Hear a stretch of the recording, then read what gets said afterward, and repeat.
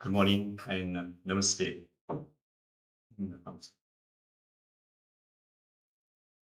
Good morning and namaste to one and all. And welcome to the final day of this recital. Just to note that today's recital will be about 4.5 to 5 hours of duration. Thank you. And as always, we begin by dedicating the day. So let us just hold deeply still.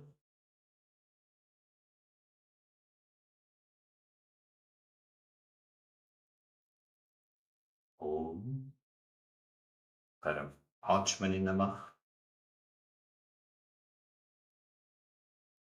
Atha.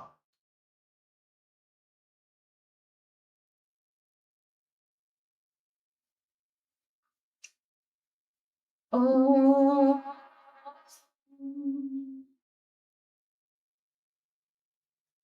Narayanam Namaskritya Naram Chaiva Narottamam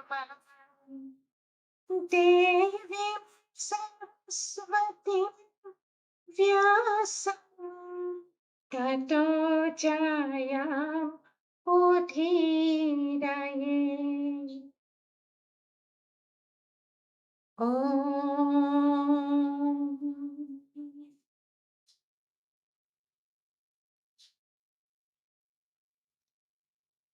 Janma Dhyasya Yaton Vayati Taritas Charteshvabhijna Swarat Tene Brahmaridaya Adhikavaye Muhyanti Yat Suraya Tejo Varimridam Yatha Vinimayo Yatra Trisargo Mrisham Dhamma Svena Sada Nirasta Kuhakam Satyam Param Dhimahi Satyam Param Dhimahi Satyam Param Dhimahi. Om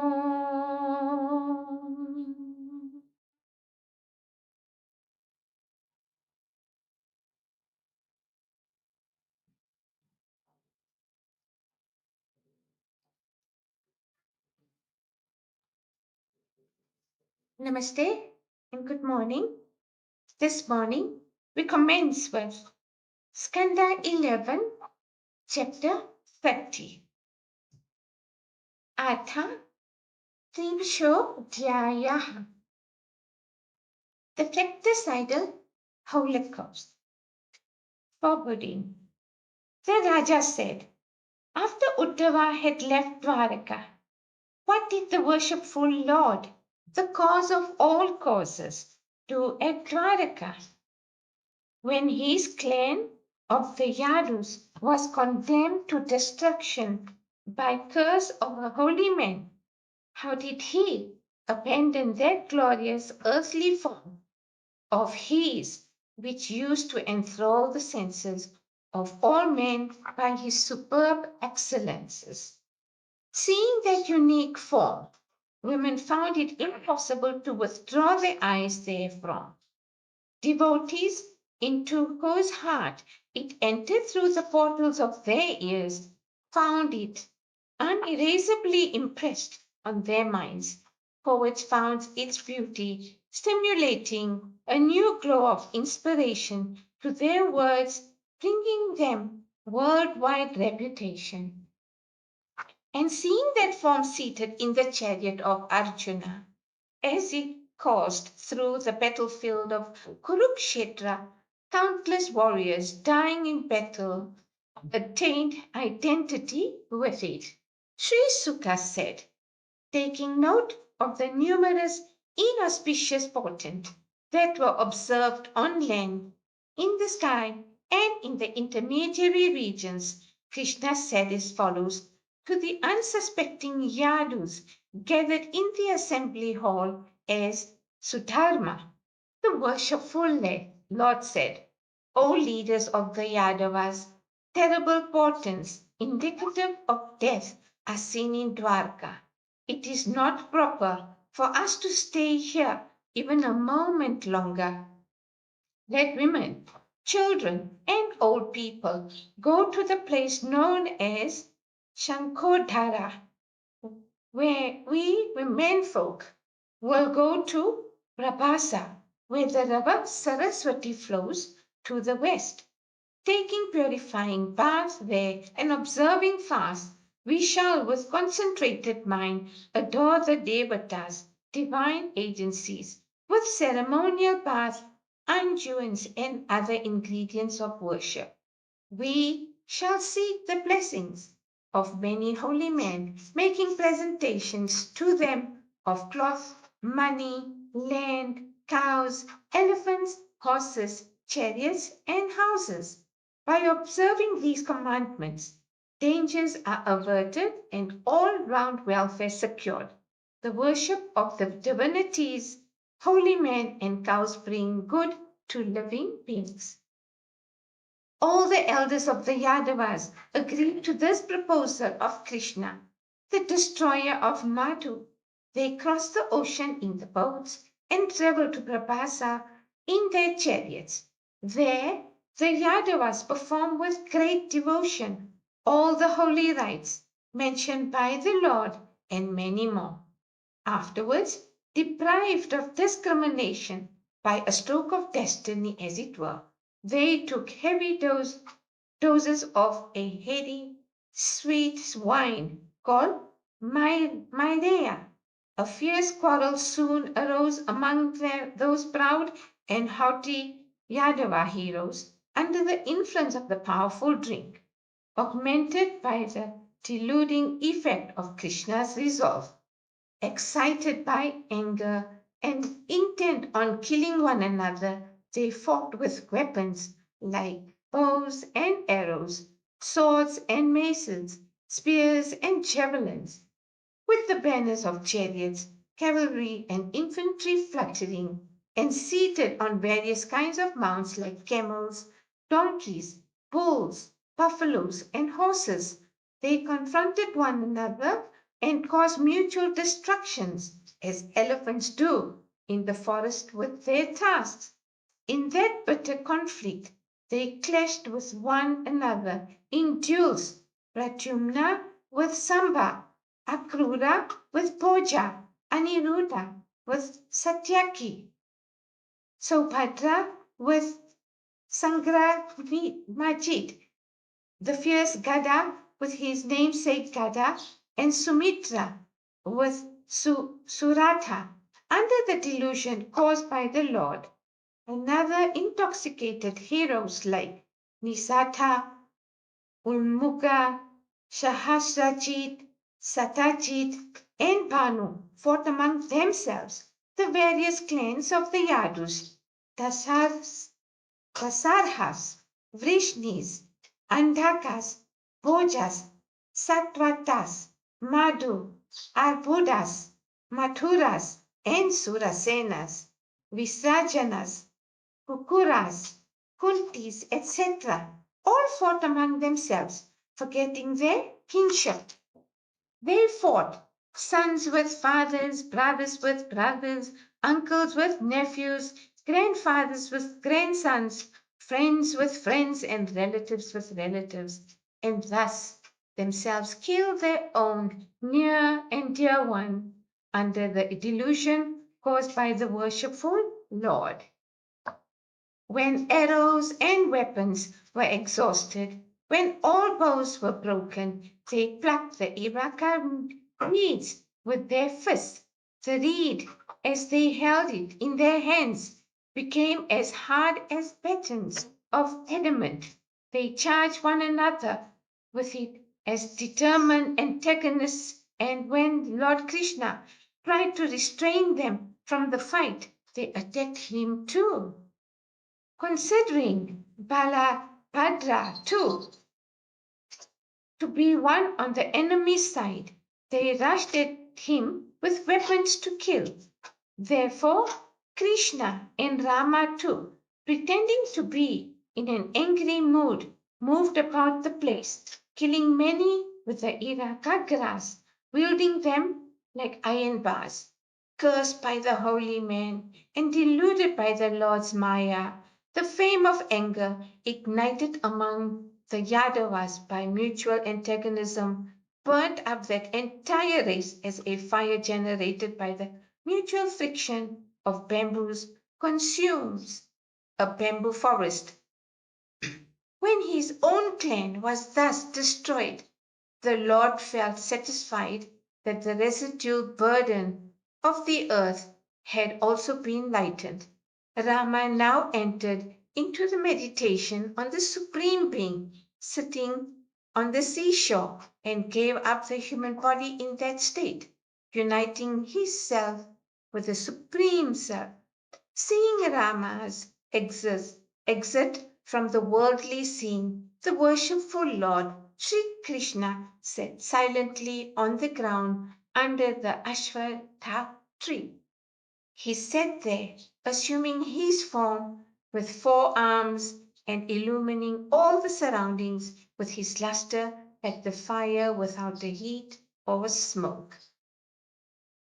Sporting with Srivatsamas, blue like the rain cloud, shining like molten gold on account of his wearing a yellow cloth, highly auspicious to see, having a lotus like face, beautified by a charming smile and lovely eyes, embellished with shining fish marked ear pendants, girdle, holy thread, diadem, bracelets, armlets, pearl necklaces, anklets, Kaustuba jewel, and the encircling floral wreath, and surrounded by his weapons in forms assumed.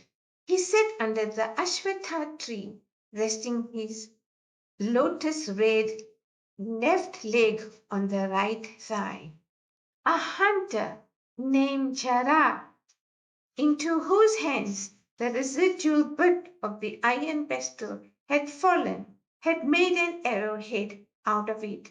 Now this hunter mistook the feet of the Lord to be the face of an animal, and shot at it with his faithful arrowhead. Coming near, he found a noble human form with 4 arms. His offense made him tremble with fear, and falling down at the feet of the Lord, he said, O Lord, thou destroyer of Madhu, my sinful self has done this in utter ignorance. O thou, the eternally pure and far famed one for holiness, deign to pardon this sinner. I have done a great offense to thee, O Vishnu, whose very remembrance, great men say, will dispel the darkness of ignorance in men. Therefore, O Lord of Vaikuntha, kill me soon, me a hunter of animals, so that I may never more do such high-handed acts before great men. Even Brahma, his offspring Rudra, and others, and the rishis, who are the masters of the Veda, fail to understand the mystery of thy creation, the universe, veiled as their vision is by thy Maya.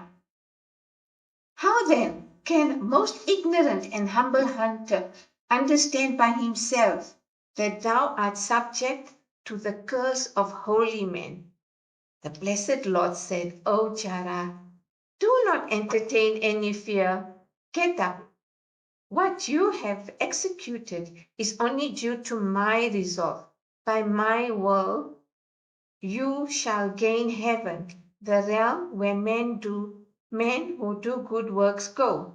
Commanded thus by the worshipful Lord Krishna, who had assumed a body out of his own will, Chara, after circumambulating him thrice, ascended the divine vehicle that had come to fetch him and attained to heaven.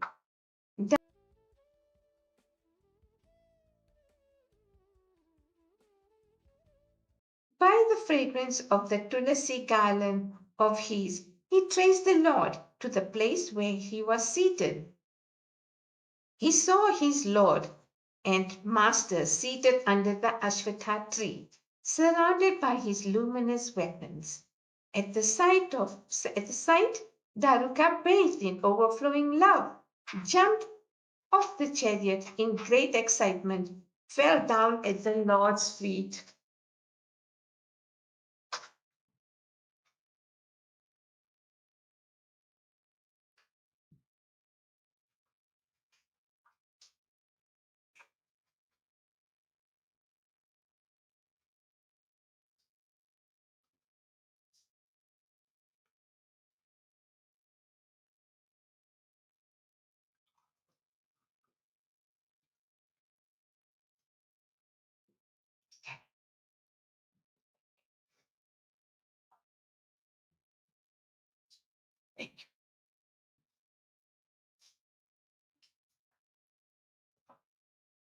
With tears flowing from his eyes,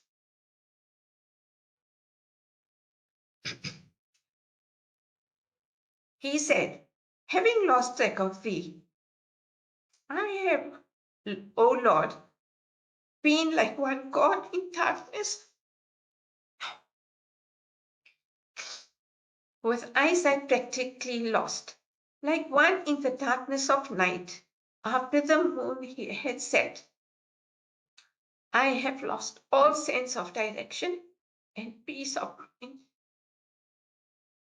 While the charioteer was speaking thus, the divine chariot of the Lord, with the emblem of Garuda, horses, and flagstaff, rose in the air.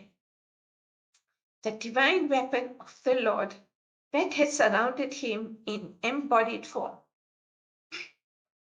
also ascended with the chariot.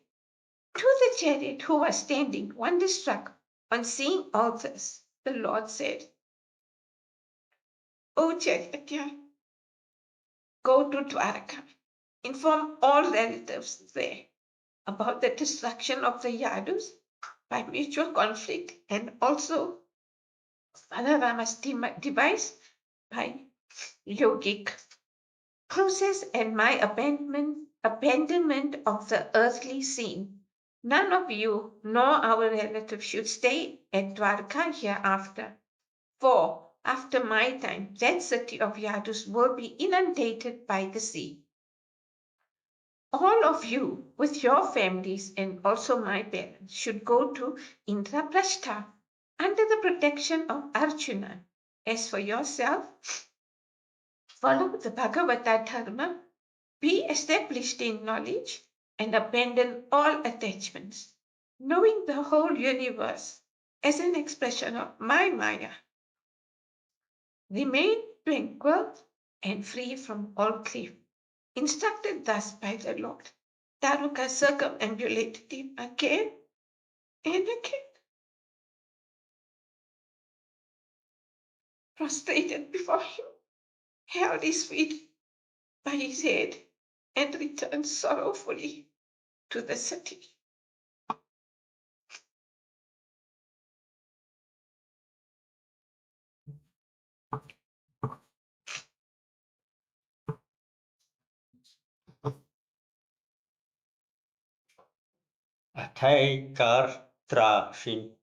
Trashodhyaya, Krishna's ascent and after. Sri Suka said, Brahma arrived on the sea. So did Maheshwara, Bhavani, and Indra were the leading devas and Manus and Prajapatis. Besides, a host of other beings like Pitris, Siddhas, Gandharvas, Vidyadharas, Great serpents, Charanas, Yakshas, Rakshasas, Kinaras, Apsaras, and Dvijas gathered there with great enthusiasm to see the curtain drop on the Lord's earthly sojourn. They kept singing and chanting about the advent and exploits of the Lord. Crowding the sky with endless rows of flames, it lures the Lord with flowers in their overwhelming devotion. Seeing Brahma, the grandsire of the world, and other divine manifestations of his own power, the Lord closed his eyes, and his self became one with the Supreme Self in Samadhi. His world enthralling form, the most auspicious object for concentration and meditation, he burnt in yogic fire externally and attained to his pristine state. In the heavens, kettle drums sounded, and from the sky, rains of flowers came. But with Lord's departure, also departed from the earth truth, dharma, forbearance, glory, and prosperity. Brahma and other divinities, expecting Krishna in the respective realms, failed to see anything beyond a wonder-striking glimpse of him whose cause none can trace. Just as man, beholding a flash of lightning, speeding beyond the expanse of clouds, cannot trace its course, so the divinities failed to trace whither Krishna disappeared. Brahma, Rudra, and other divinities were astonished to witness the spiritual ascent of Sri Hari and went to their abodes, praising what they had witnessed. O king, know that the Lord's coming into being and disappearing as the incarnate among men is something assumed by his power of Maya, just as an actor playing a role. It is the same in his cosmic manifestation too. After creating the world, he enters into it as its indweller, sports for a time in that world of his own creation, and then dissolves it in himself. Nonetheless, he remains, by virtue of his prowess, in the supreme glory of his own majesty, the supreme spirit, ever unchanging and unaffected by all the cosmic processes. He brought the son of his Guru bodily from Yama's realm. He, the protector of all refugees, saved you from death caused by the all-consuming might of Ashwatthama's Brahma massage, and he was victorious ever, even over Shiva, the destroyer of death. Is such a being incapable of saving himself? He has the power, unaided by anyone else, to create, preserve, and dissolve this world. Yet, he did not want to allow his own human body to survive the destruction of his clan, because he wanted to demonstrate that this mortal body is of no ultimate value, and that the way of those established in the Atman is to let it fall without any regret. Whoever glorifies Krishna by reciting with concentration and devotion this account of his ascent to his pristine state will himself attain to that state. Having lost Krishna, the charioteer Dharka repaired to Dwaraka and fell at the feet of Vasudeva Ugrasena and drenched their feet with his tears. O king, Dharuka then gave a full account of the total destruction of the Vrishnis, hearing which all men were stunned with overwhelming sorrow. In that mood of intense grief at Krishna's demise, they quickly started, weeping and beating their face, to the place where this king and king were all lying dead. Devaki, Rohina, and Vasudeva swooned when their son Rama and Krishna could no longer be seen, unable to bear separation from Krishna. They gave up the ghost, and many women perished in the funeral pyres of their husbands.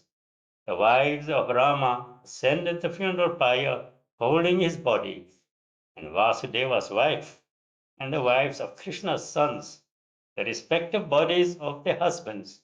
Rukmani and the wives of Krishna entered into the flames, thinking of him intensely in the mind.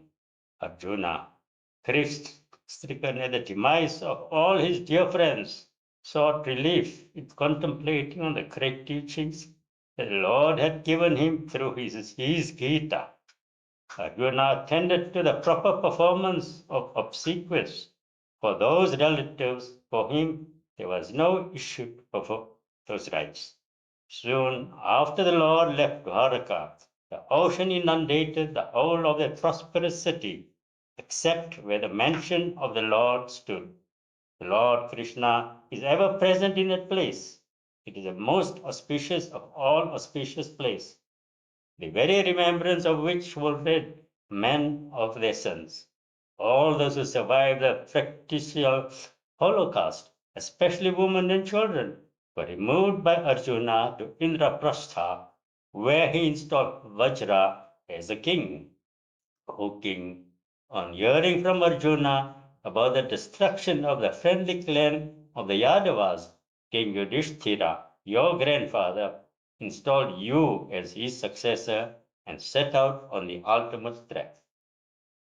Whoever studies and recites these accounts of Mahavishnu's incarnations and works with faith and devotion will have all his sinful tendencies destroyed. A man who recites and studies with devotion the account of the glorious prowess displayed by the Lord in his incarnation, and especially descriptions of the most charming activities of his in childhood, as given here in this text or anywhere else, will attain to the highest form of love for him who is a goal of the Paramahansa.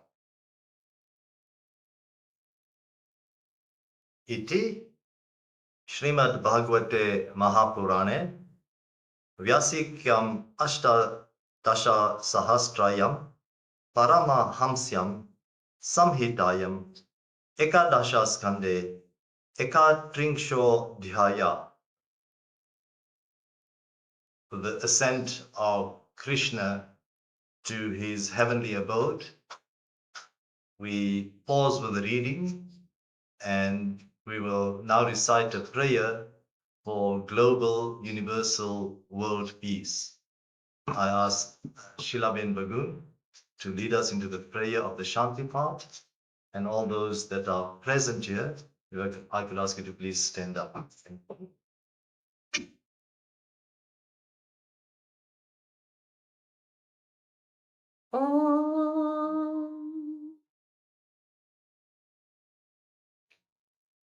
Om Tyo Shanti Antariksham Shanti Prithvi Shanti Apaha Shanti Oshadayah Shanti Vanaspatayah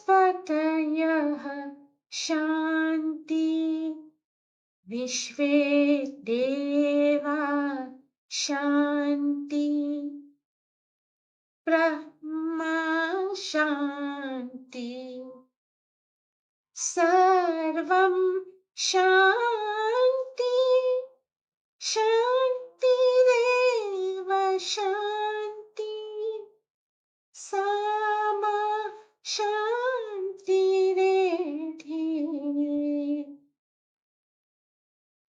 Om Shanti Shanti Shanti.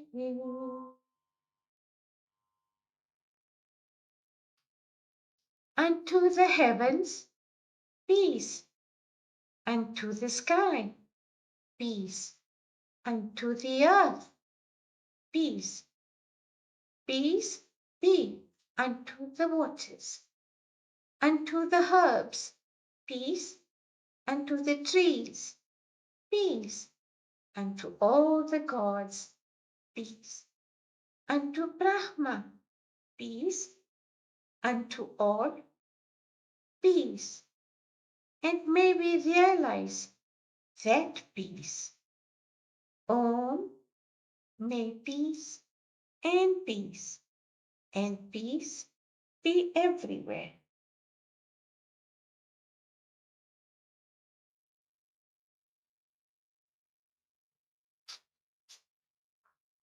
Thank you.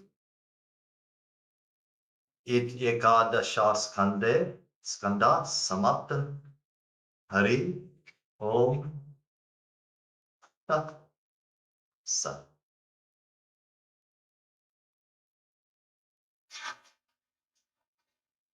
We now enter into the 12th and final skanda.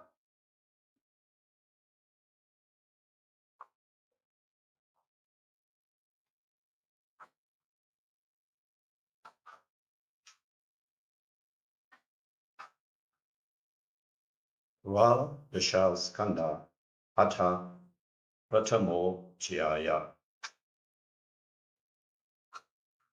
Royal Dynasties and their Degeneration. The Raja said, O Holy One, after Krishna, the ornament of Yadu's clan, let the earth be seen. What was the dynasty that came to rule this land? Sri Suka said, in my description of the dynasty of Triharata, I spoke of Puranjaya as the last in that dynasty to come in the future. His minister, Sunaka, will murder that king and put his son, Pratyota, on the throne. He will be succeeded by Palaka, Visakhya and Rajaka, each being the son of the earlier one. The last one will be succeeded by his son, Nandivardhana.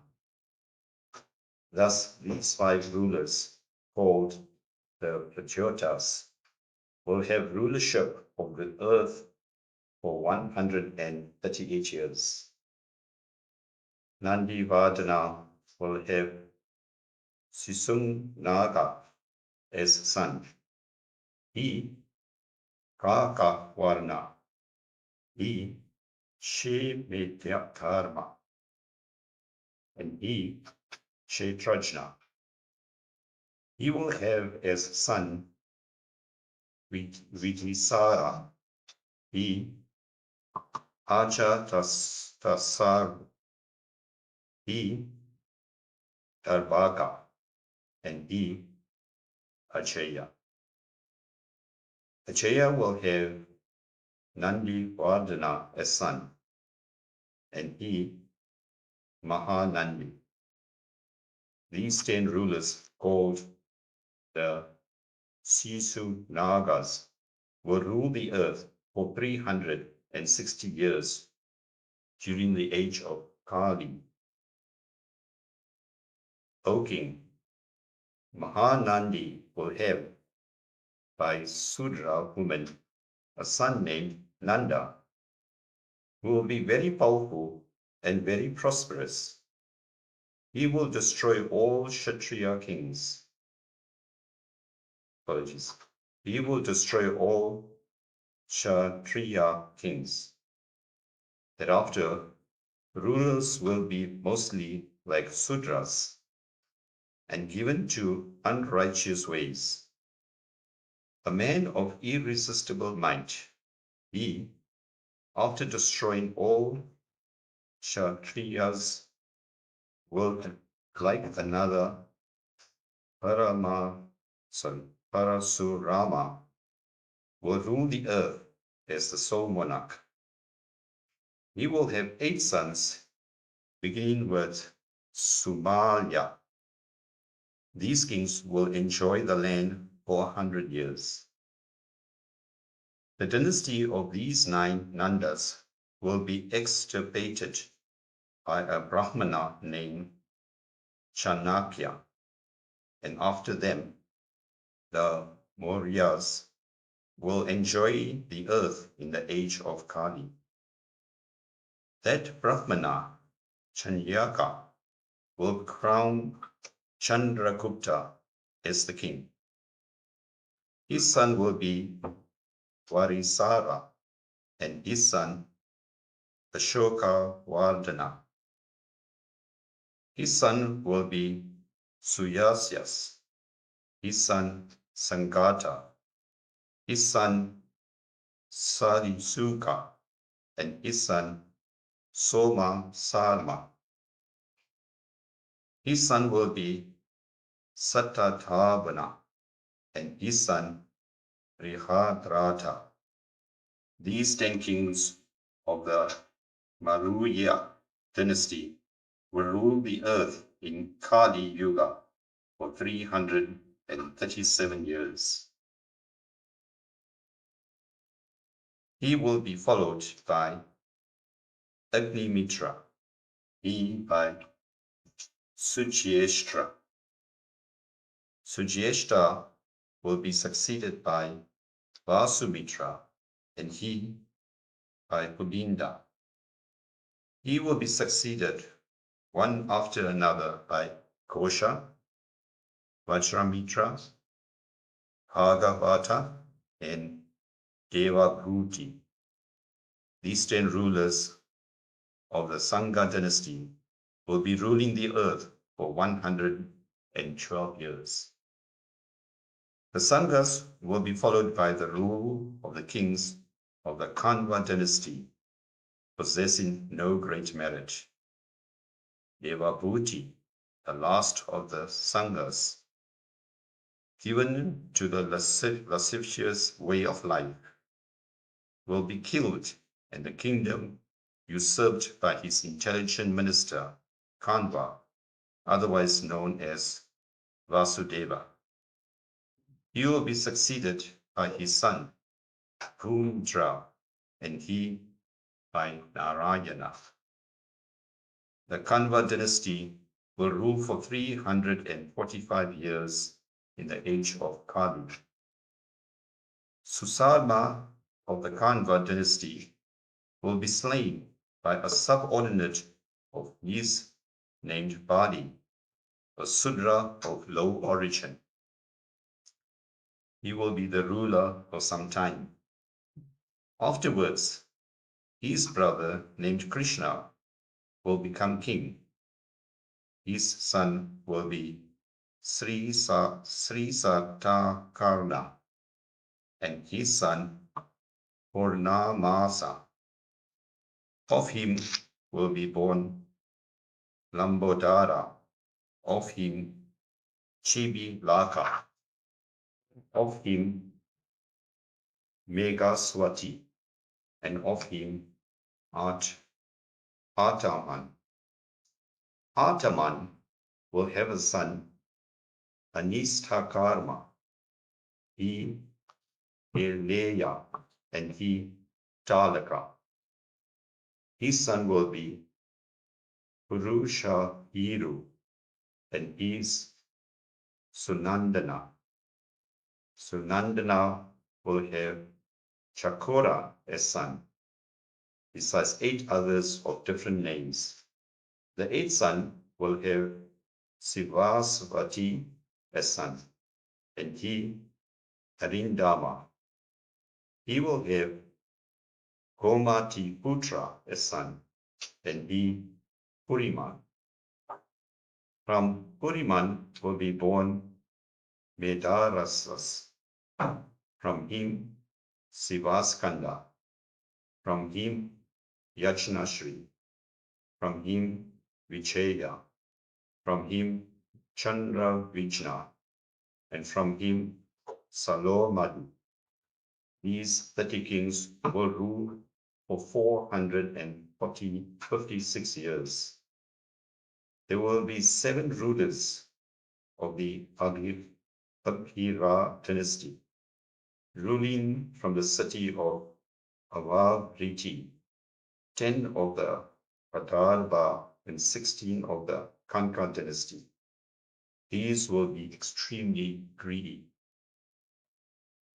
Next, there will be 8 Yavana kings and 14 Turushka rulers. After that, there will be 10 Kurunda and 11 Muna rulers. Barring the Munas, there will be 65 Abhira and other kings who will rule for 1099 years. The 11 Munas spoken of earlier will rule for 300 years. When all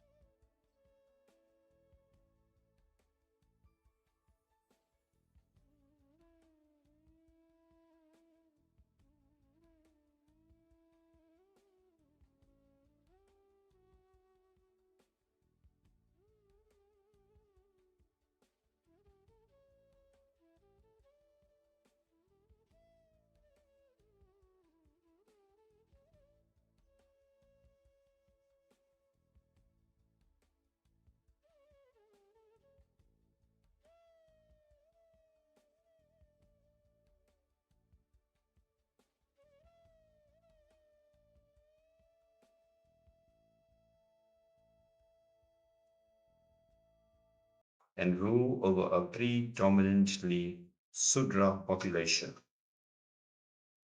destroying all Kshatriyas and establishing his capital at Padmavati.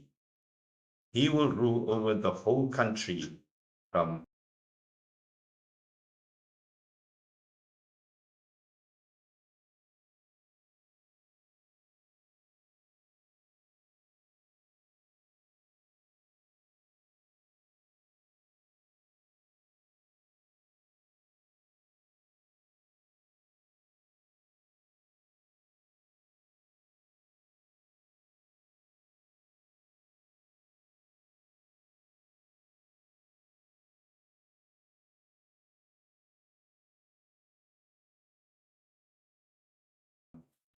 east of the Sindhu and the Chandrabhaga, the city of Konchi, the land of Kashmira, and other places will be ruled by barbarians without the Upanayana ceremony or Vedic culture.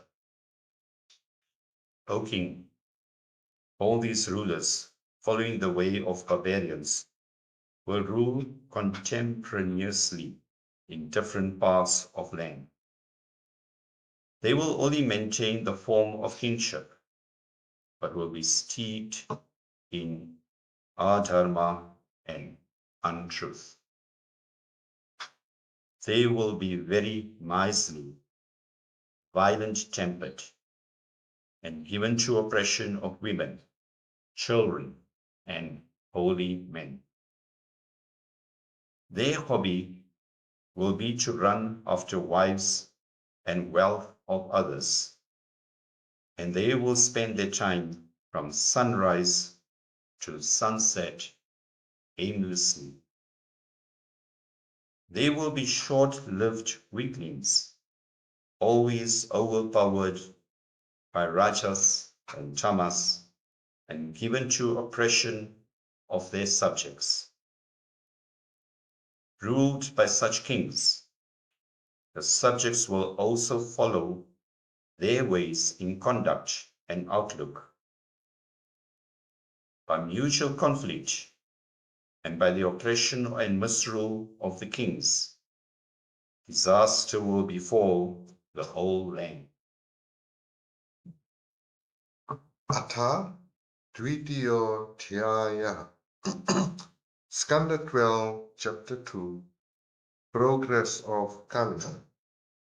Sri Shuka said, afterwards, due to the effect of adverse time, all excellences like truth, cleanliness, forbearance, kindness, longevity, memory, and strength will decay.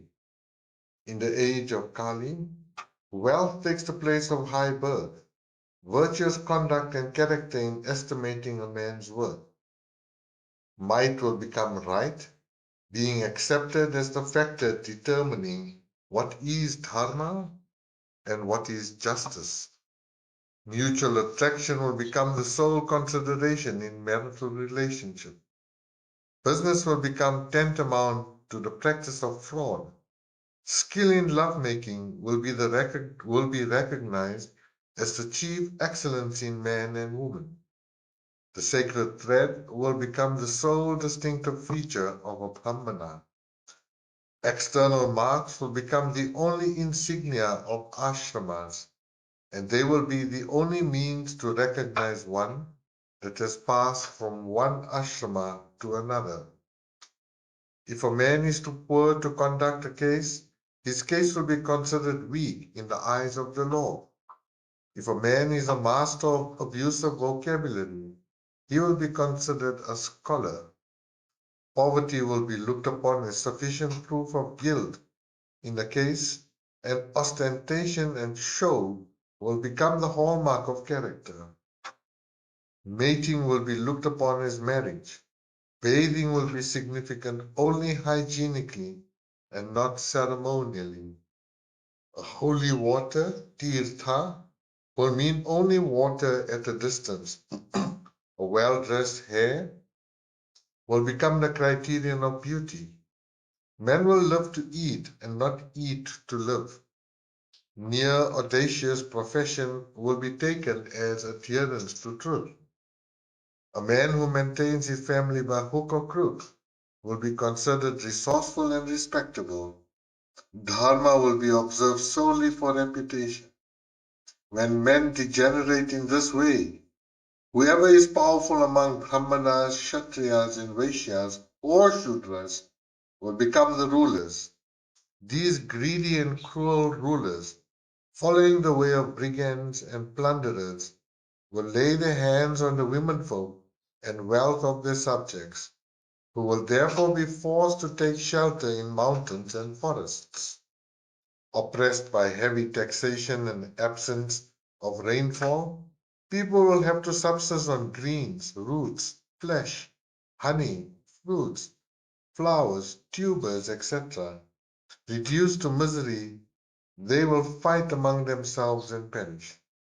Stricken by hunger, thirst, and disease, and distressed with worrying thoughts, men in Kali will be short-lived, their lifespan being only 20 to 30 years.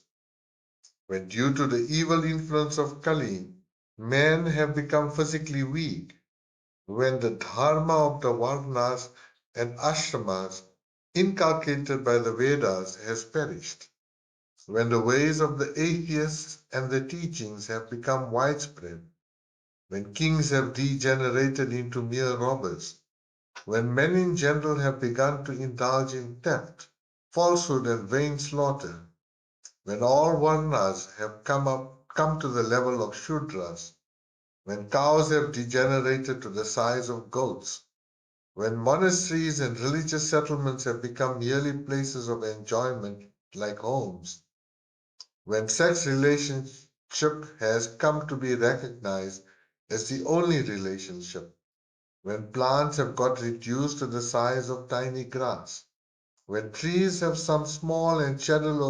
have become small and shadowless like summy plants, when clouds have begun to emit only lightning, when homes have become devoid of holy rites. Thus, with the advancement of Kali, when men have begun to be animal-like, the Lord will incarnate again in the form of sattva for the protection of dharma. The incarnation of Vishnu, the Supreme Lord and the Guru of all beings, is meant for the protection of the dharma of holy men and to liberate them from the bondage of karma. He will incarnate as Kalki in the house of a well-known headman of the village of Sambhala called Vishnu Yasas, seated on a very fast horse named Devadatta. Kalki, the Lord of all, endowed with the 8 yogic powers, Aishwarya, and matchless splendor, will course through the earth at high speed, destroying the countless plunderers parading as kings. When all the evildoers have been slain, the people of towns and villages will have the contact of the fragrant air of the unguents of the body of Vasudeva that will render the minds of all of them very pure. When Vasudeva, the embodiment of strength and purity, is lodged in their hearts, they will procreate issue that are mentally and physically strong. From the time of this incarnation of the worshipful Lord, the Lord of Dharma, Krita Yuga begins, and a race of men with Sattva Guna dominating will be generated. When the moon, sun, and Jupiter come in a single house with the constellation Pushya, then Krita Yuga begins. I have given to you a brief account of the solar and lunar dynasties, past, present, and future. From the time of your birth to the coronation of Nanda, there will be a period of 1,115 years.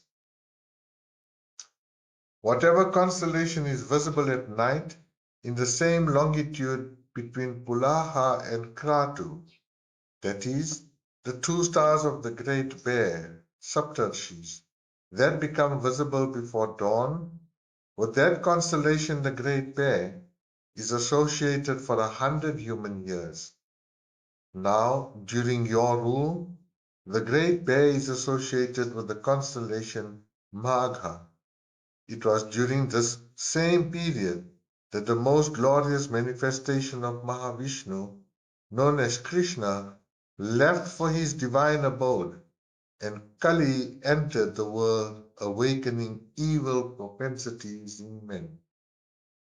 So long as the consort of Shri walked the earth, Kali was not able to bedevil the life of people on earth.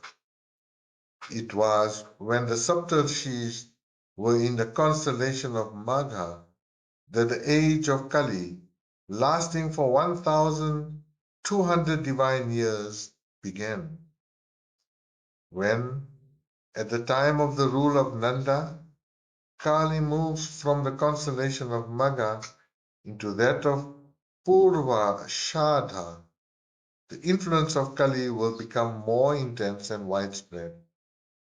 Knowing one say that the moment Krishna left this earth, from that very moment the age of Kali began. When the age of Kali comes to a close at the end of 1,200 celestial years, men's minds will again develop the power to grasp the truth of the Atman. Then Krita Yuga will begin again. Just as the dynasties of kings descending from the Manu rise and fall in virtue from age to age, so do the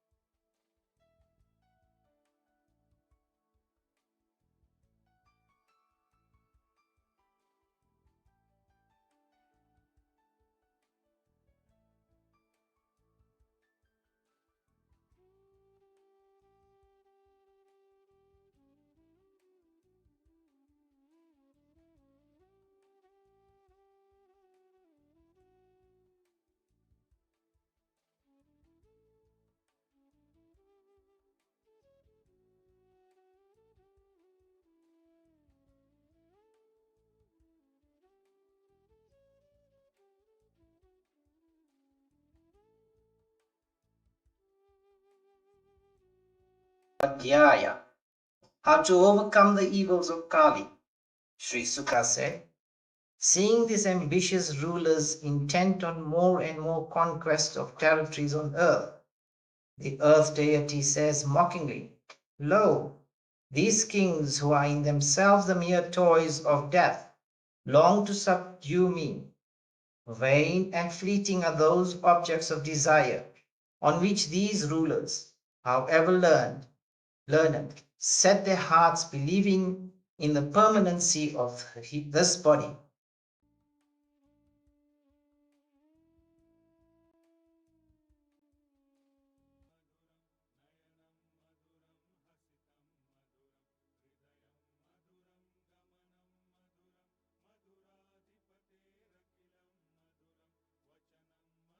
By diplomacy, the ministers, commanders of the armies, and the influential subjects of our neighboring kings, and thus remove all obstacles in the way of expanding our power. In this way, we shall little by little conquer the whole land up to the seas as boundary. Were their hearts dominated by such ambitions, they fail to perceive death standing near at hand. There are some who are not satisfied with the conquest of the land to the limit of the sea. They seek to cross the sea for conquering other continents. How petty is the joy of such temporal conquest! The real conquest is the conquest of oneself as it leads to liberation.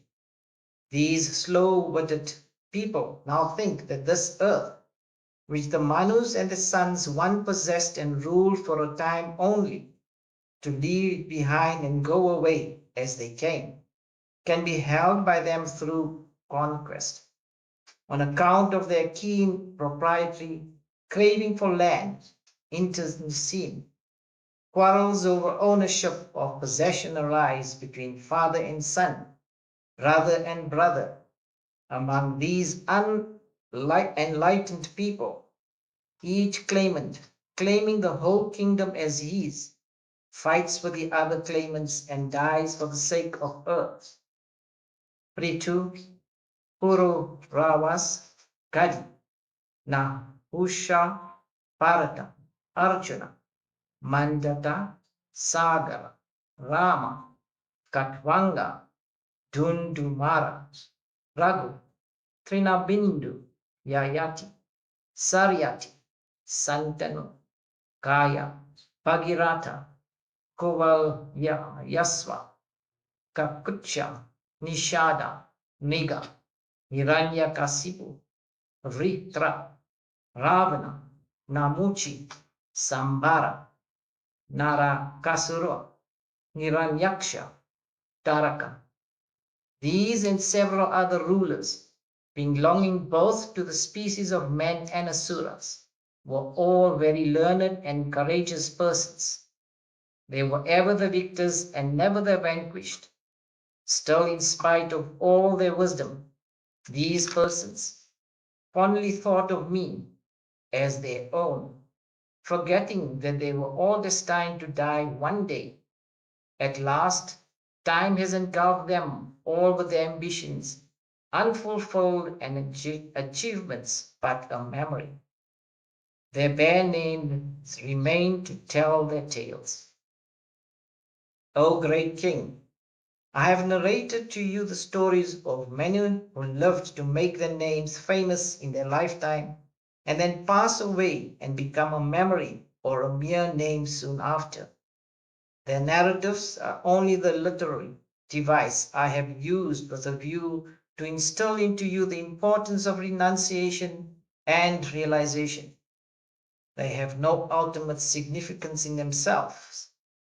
Those who aspire to have pure and undiluted devotion to Krishna should constantly hear about the sin-destroying acts and excellences of Krishna, sung or chanted or discoursed upon by great devotees. Let them hear that alone, ever and anon. The Raja said, O worshipful sage, Tell me how people living in the age of Kali can safeguard themselves against the increasing evils of that age. Tell me about the different ages and the dharmas relating to those ages, about Pralaya and the period of world manifestation, and about the functioning of time, which is only the Lord Mahavishnu manifest as the controller of everything. Sri Suka said, O king, the Dharma observed by people in the Krita Yuga has four parts, namely truth, compassion, austerity, and dana. People then are generally contented, compassionate, friendly to all, tranquil, self-controlled, forbearing, impartial, devoted to spiritual disciplines, and seeking delight in the Atman. In the age of Treta, a fourth of each of four parts of Dharma is destroyed by its opposites, untruth, slaughter, discontent, and quarrel. O king, in that age people of the four varnas will be devoted to rituals and austerity. They will be neither too cruel nor too attached in life. They will be interested mainly in dharma, artha, and kama. Men will be versed in the Vedas, and the Brahmanical ideas will dominate them. In the Dwapara Yuga, austerity, truth, compassion, and dana will be half overcome by vices opposed to them, namely untruth, slaughter, discontent, and animosity. Dominated by the Kshatriyas and Brahmanas, the Varnas will be fond of fame, given to elaborate sacrifices, devoted to Vedic study, wealthy, joyous, and living a life of householders. In the age of Kali, only one of the four parts of Dharma will prevail. The remaining parts will get enfeebled by the forces of Adharma until they are totally overpowered and destroyed by the evil of Kali. In the age of Kali, men will be perverse in their ways of life, miserly, merciless, greedy, luckless, and vindictive of silly grounds. Sudras and fisherfolk will rank first in social order. Sattva, Rajas, and Tamas are the three gunas present in all beings. Under the prompting of time, which is a form of the Lord, variations take place in the functioning of the gunas. When the mind, intellect, and senses are mostly associated with sattva, then it is Krita Yuga. In this state, man feels keenly interested in spiritual knowledge and in austerity. When interest in dharma, artha, and kama begin to dominate in men, then know that Treta Yuga, characterized by rajas, prevails. When greed, discontent, pride, hypocrisy, quarrel prevail, and there is great leaning to desire-prompted rituals, then know it is Dwapara Yuga, in which rajas, in combination with tamas, will be the dominating influence. When deceptions, untruth, idleness, sleep, cruelty, sorrow, delusion, fear, and wretchedness prevail, then there is Kali Yuga, which is dominated by tamas. Under the influence of Kali, man will be dull and narrow in outlook, luckless, gluttonous, poverty-stricken, and extremely lustful. Women will all become adulteresses. Thieves will lead the country. Devata will be perverted by atheists. Kings will be mere tyrants. The twice-born ones will be the votaries of sexuality and gluttony. The brahmacharyans will live contrary to their vows and will have no sense of purity. The householders will cease to give holy alms, but themselves take to mendicancy. As ascetics will begin to be residents of villages, the sannyasins will be greedy in the extreme. Women will be women will be short-statured, gluttonous, highly prolific, shameless, sharp-tongued, and addicted to theft, to crooked ways, and to reckless behavior. While men, who are no better than cheats, will take to trade and business and introduce dishonest practices in buying and selling. Men will adopt prohibited means of livelihood as honorable and righteous, even when there is no threat of danger in social life. Servants will abandon their masters if they become poor, though they are endowed with all virtues. And masters will abandon their servants when they fall ill or are in trouble, even if they have for generations been serving them. And cows that have become old and dry will be disposed of. Abandoning associations with parents, brothers, friends, and relations, people will transfer their allegiance to their associates in sexual matters and spend all their time in conversations with their sisters-in-laws and brothers-in-laws. They will be weak in spirit and absorbed in sexual affairs. Sudras will pretend to be ascetics and make a living by receiving gifts. Men who are authorities on Dharma will begin to interpret Dharma, sitting on the sacred seats of respective teachers.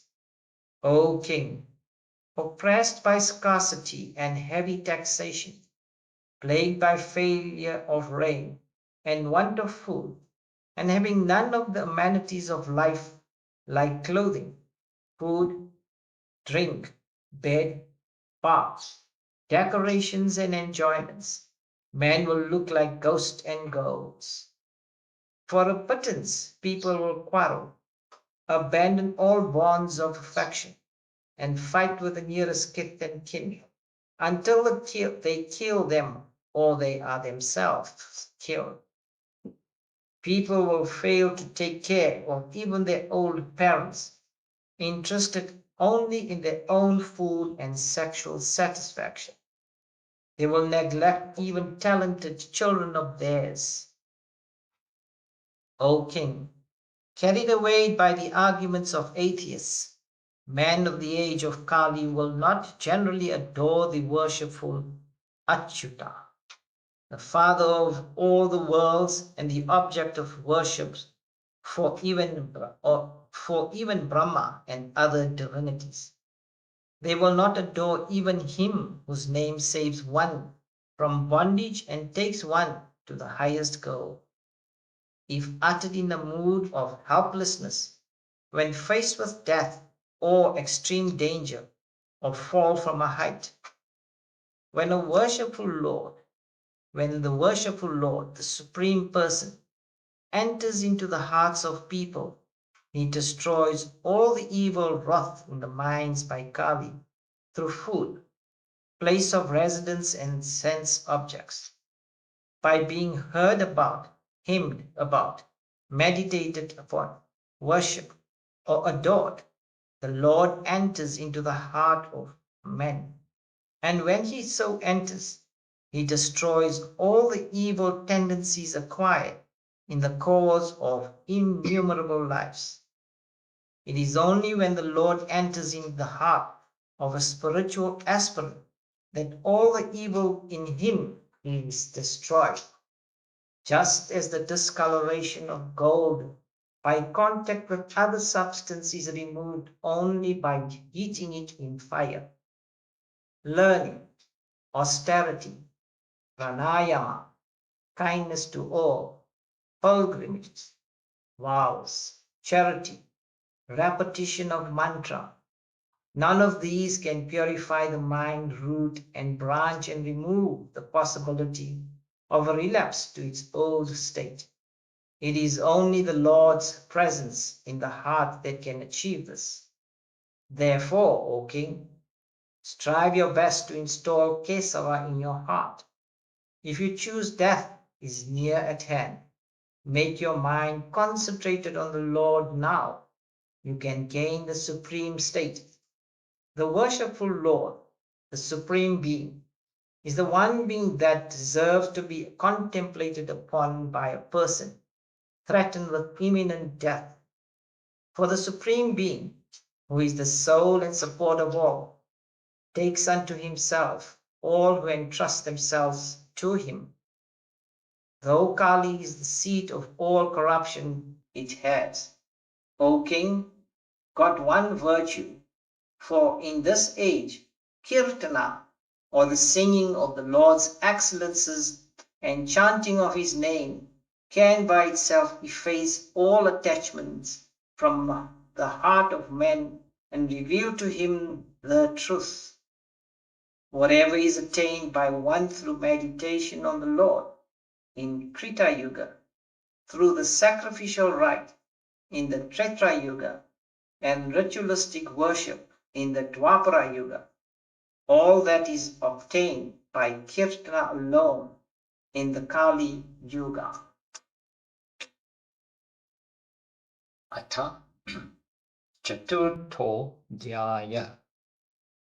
Skanda 12, chapter 4, the four kinds of pralayas.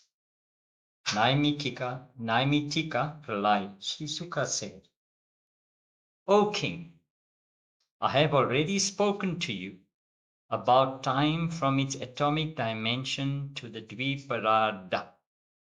The length of yugas also has been described here. There. Now hear about Kalpa and Pralaya. 1,000 Chatur Yugas is said to be a daytime of Brahma.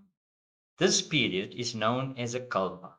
In each Kalpa, there will occur 14 months, one after another, presiding over their respective period of rule, Manvantara. At the time of a Kalpa, ensues Brahma's night, when Pralaya, dissolution, lasting for an equal period of 1,000 Chatur Yugas, sets in, and all the worlds go into dissolution.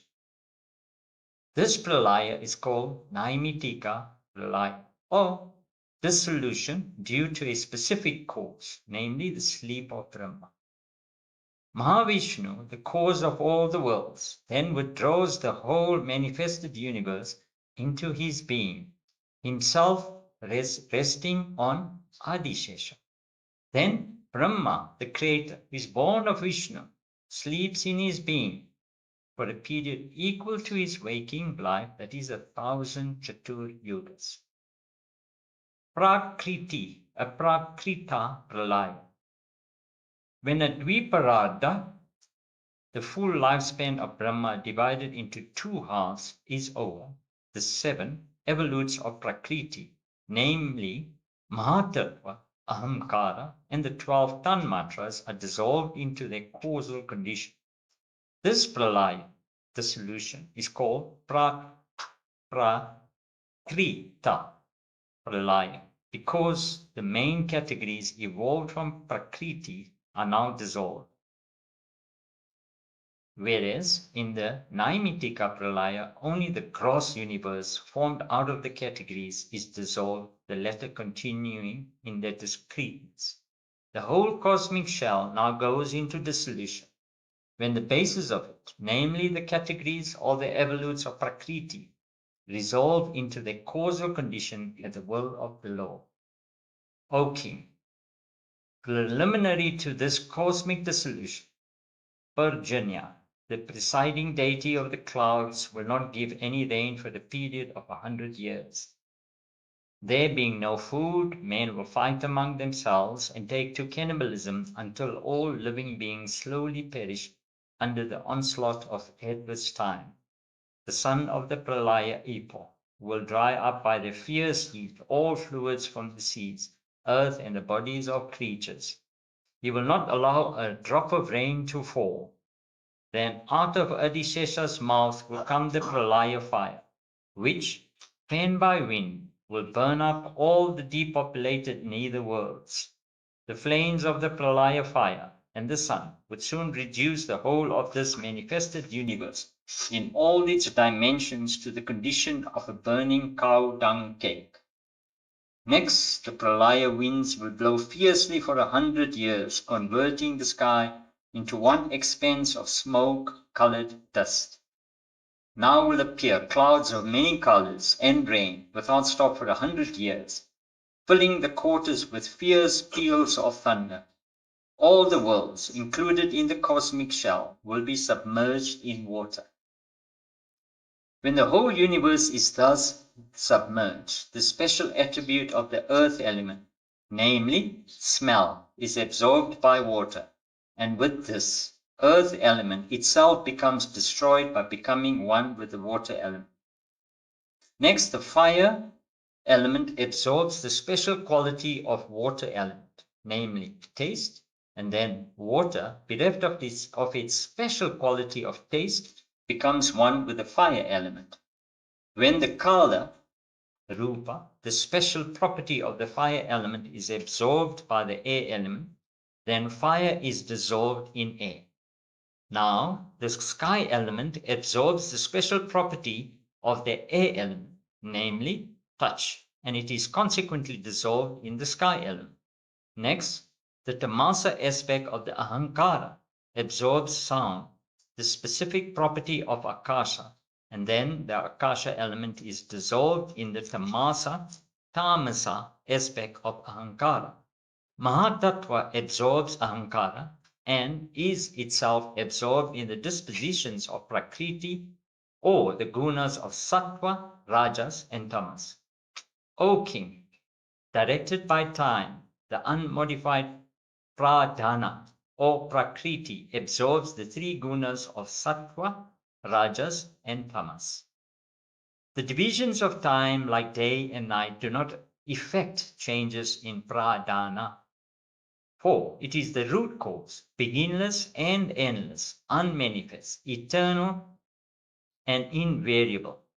In that speech is not manifest, nor the mind, nor the gunas, nor the evolutes like the Mahat.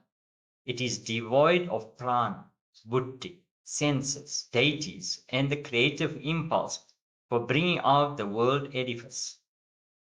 The pradhana has neither waking, nor dream, nor deep sleep. It is without the five elements, sky, water, earth, air, and fire. Nor is sun present there. As it baffles comprehension, it is likely to be considered utter unconsciousness and annihiled. But this is not, because it is spoken of as the cause, the root, from which everything comes out. The state called prakrita, pralaya, is that dissolution of everything in prakriti, purusha, when all the creative powers weaken under the onslaught of time. Atyantika pralaya or moksha. The intellect and the senses on the one hand, and the objects grasped by them on the other, are nothing but consciousness, which forms their substratum. The world of objects, having an origin and an end, is transitory, and cannot therefore have ultimacy. Next, as objects seen cannot be separated from consciousness and shown to exist separately by themselves, they have no independent existence apart from consciousness. So, all the objects seen are not real in an absolute sense. Light, eyesight, and forms, which go together, have no existence in themselves apart from the universal light. In the same way, the intellect, senses, and their objects have no separate existence apart from the cause, namely pure consciousness, which is always the opposite of the false and is ever existent. The states of waking, dream, and sleep are states of the buddhi, intellect, the perception of the many, as the Vishwa, Tejasa, and Prajna. in the all-pervading self is only the effect of Maya. Being a combination of parts, this world has no permanence. Just as clouds appear in the sky now and disappear the next moment, so this universe appears and disappears in Brahman. It is admitted that in the wholes made of parts, the true entity is the parts. For the parts can be seen even when the wholes are dismembered. But the wholes are never seen except in the presence of the parts, as in the case of the cloth and its thread. That is, in a piece of cloth, the threads constituting it can exist apart from the cloth, but the cloth cannot exist apart from the threads. Thus, the world, which is an effect, cannot exist apart from Brahman, but Brahman exists even without the world. Whatever is seen mutually interdependent as cause and effect, and cannot be seen independently in separation, all that is due to delusion. This is the case with all objects having a beginning and an end. Though the world manifestation is experience, it cannot be conceived at all in separation from the all-pervading self. It is consciousness that reveals it, and without that revealing consciousness, its existence is inconceivable. To conceive it as existence existing in separation lends one only in the conception of it as self-luminous like the Atma. There is no manifoldness in the supreme truth. He who holds there is manifoldness in him is an ignorant man. Manifoldness is in the adjuncts in which the reality is apprehended, as of the sky in different pots, or of sun in several reflectors, and of air within oneself and without. Just as the one substance gold is for practical purposes of life wrought into many kinds of ornaments, like Kartika and Kundala, in the same way, the one supreme being, who is beyond the powers of the senses to perceive, is interpreted and described in many ways by words drawn from ordinary life and from the Vedas. The clouds which are produced from the sun and are lighted by the sun can obstruct sight, which is a power derived from the sun. Here it is seen how one effect of a substance can be obstructed by another effect of the same substance. In the same way, the eye sense, which is derived from Brahma and which is also revealed by Brahma, can itself be an obstruction for the jiva, which is a part of Brahma, in realizing his own nature of being a part of Brahma. When the clouds which are born of the sun's heat get scattered, then the eye sees the sun, which is the source of eyesight.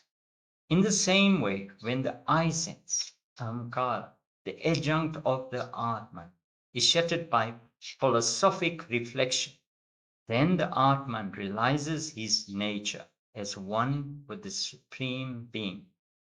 When the knot of eye sense, which is the limiting adjunct of the Atman and an effect of the Lord's Maya, is cut asunder with the sword of knowledge, then the jiva comes to have the consciousness that he is one with Achyuta. This destruction of ignorance and attainment of liberation is called Atyantika Pralaya, Nitya Pralaya. Some subtle thinkers say that all beings from Brahma downwards have origination and dissolution every moment. One is led to infer from the observation of constant change in a flowing stream or a burning flame that the bodies of beings subject to the flow of time stream are also passing through births and deaths every moment. But just like the movement of the stars in the heaven, one fails to note this continuous process of decay and renewal going on in the body by the action of time. which is a manifestation of the divine without beginning or end. I have thus spoken to you of 4 types of pralaya: nitya, daily; naimitika, occasional; prakrita, total; and atyantika, finite. Such is the course of time. The glory of the Bhagavata.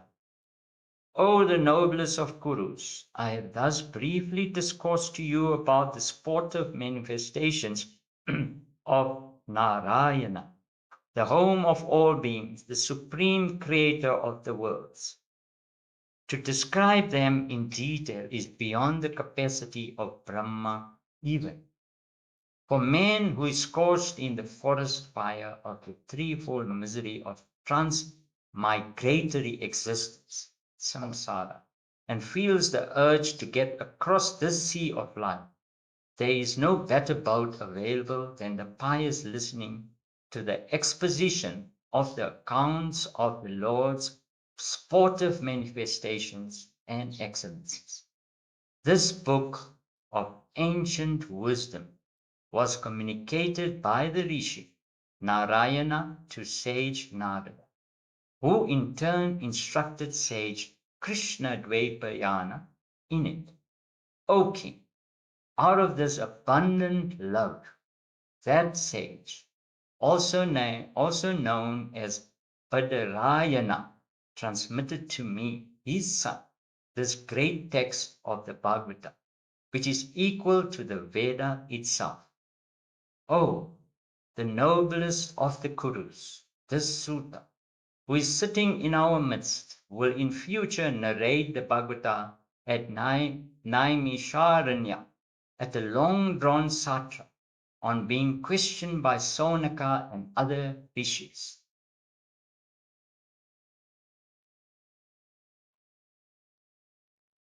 Last words of Sri Suka. In this Bhagavata is described again and again the worshipful Sri Hari, the soul and substance of all that exists. Sri Hari, from whose creative will Brahma originated, and from whose destructive urge Rudra arose. O king, abandon the feeling that you are going to die, a feeling that befits only animals. For the real you are not like the body, a previously non-existent thing now come into being. The real you did not descend like a son from a father, or like a tree from a seed, generated by a being who is himself originated. You are, on the other hand, like the fire, which, though seen in association with wood, is not its product and is entirely different from it. In the dream, one can experience one's own decapitation. Physical death in the waking state is on par with it. The Atman, who is not one with the body, but only its witness, is not affected by death. He is unoriginated and deathless. When a pot is destroyed, the sky enclosed by it becomes one with the universal, unparticularized sky. So, also, when the body perishes through jnana, the jiva becomes one with Brahman. It is mind that creates all adjuncts, limiting the Atman, like the bodies, subtle and physical, qualities and karma. And Maya, the Lord's power, is what brings his mind into being And because of the mind, man has this entanglement in the cycle of birth and death. A light is a light so long as there is a mutual relationship through contact between oil, its receptacle, the wick, and the flame. The transmigratory existence of the jiva is like that, a situation arising from the combination of several factors, being a modification of sattva, rajas, and tamas, the constituents of prakriti, samsara, is a state of constant flux. In this process of birth and death as the embodied being,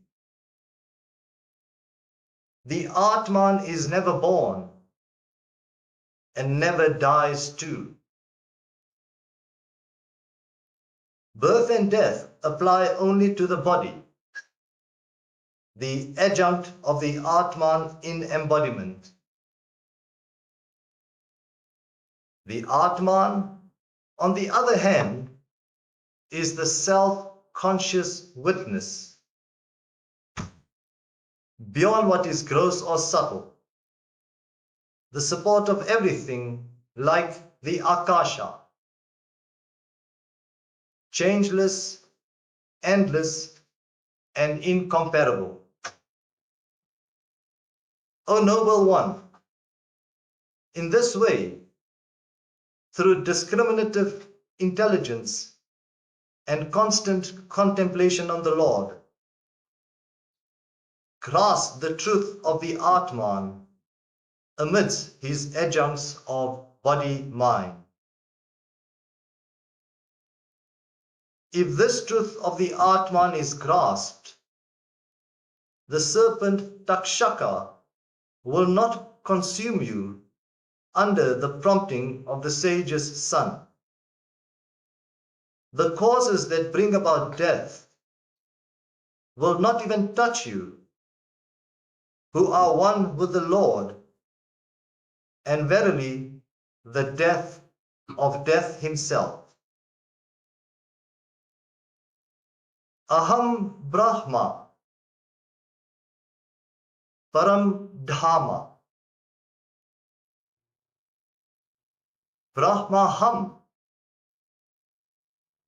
Paramam Padam. I am Brahman, the transcendent effulgence. Brahman, the terminal state, am I. For you, who constantly practice this communion of the individual self with the universal undivided self in a non-dual attitude, of what consequence is the Takshaka lolling his tongue and belching poison? For everything, this Takshaka, his poison, your body, and the whole manifested world will have no existence for you apart from Brahman. O dear one, whatever you wanted to know about the workings of the all-formed Sri Hari, that I have imparted to you. Now, established in the self, is there any more questions remaining to be answered?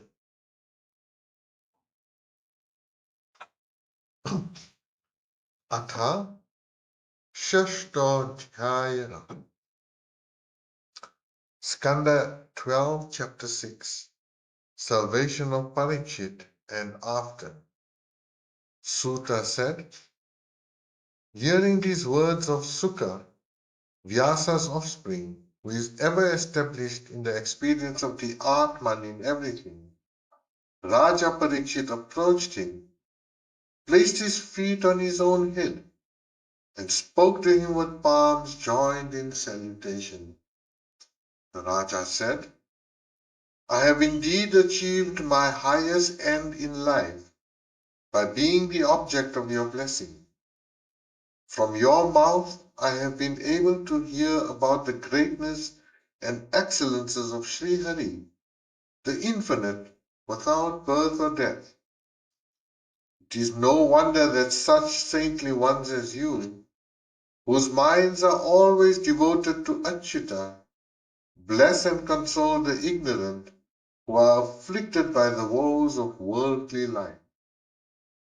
I have been blessed enough to hear from you this Purana, which is entirely devoted to the description of the excellences of the worshipful Lord of sanctifying fame. O Holy One, for me who have attained the Brahmic bliss of bliss beyond all fear through your instruction, Takshaka and other spectres of death hold fear no more. O Holy One, bless me so that I may breathe my last with my senses ingathered, with the mind freed from all its store of desires, and with my vital energies concentrated exclusively on the Supreme Lord.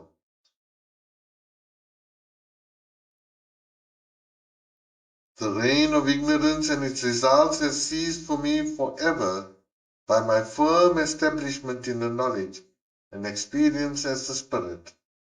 That state of supreme blessedness, which is the Lord, through the instruction imparted by you.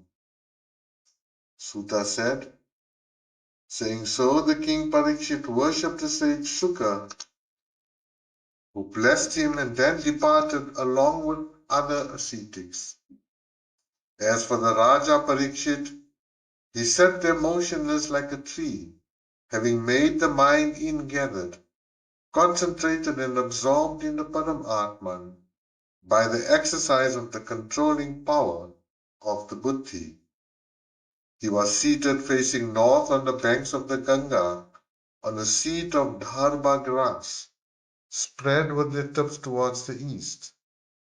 Free from all doubts and all attachments, the great yogi that he was, he sat there fully absorbed in the experience of the unity, self with Brahman.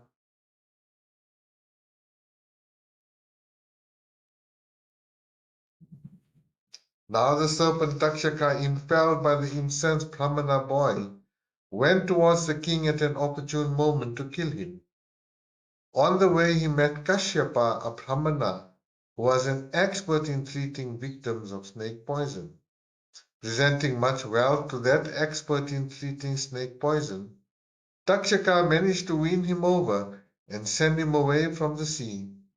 Being capable of taking any form, he took the form of a Brahmana in order to disarm all suspicion, and approaching the king, inflicted the fatal bite on him.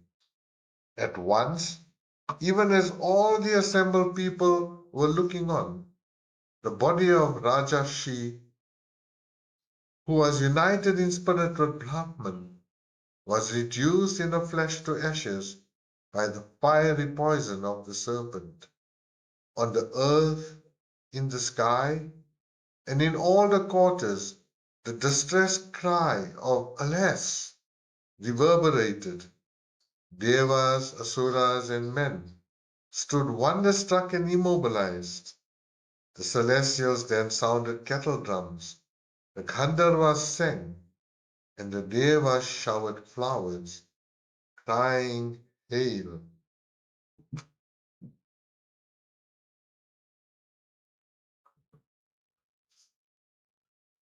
We've come to this sacred and auspicious moment in the reading where the king Parikshit has attained immortality. Let us observe this moment with silence first. and to honor it as best as we can by connecting with the reality of ourself, the individual self, being no different to Param Atma.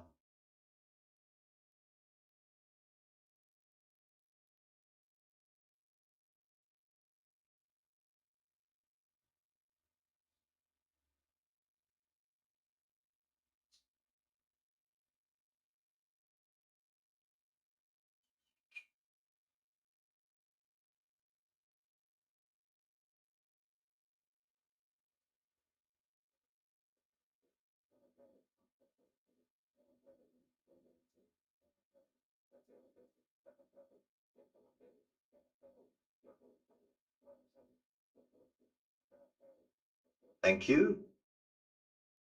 We now offer a prayer for world peace, peace in the universe. Those in the room, if I could ask you to please stand up. And Harini Bell will lead us into the prayer. Om.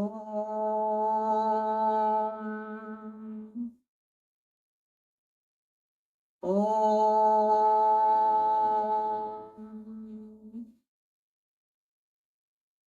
Om Dhyau Shanti Antariksham Shanti Prithvi Shanti Apah Shanti Oshadhayah Shanti Vanaspatayah Shanti Vishvedeva Shanti Brahma Shanti Sarvam Shanti Shantireva Shanti Sama Shantirevi Om Shanti Shanti Shanti Om.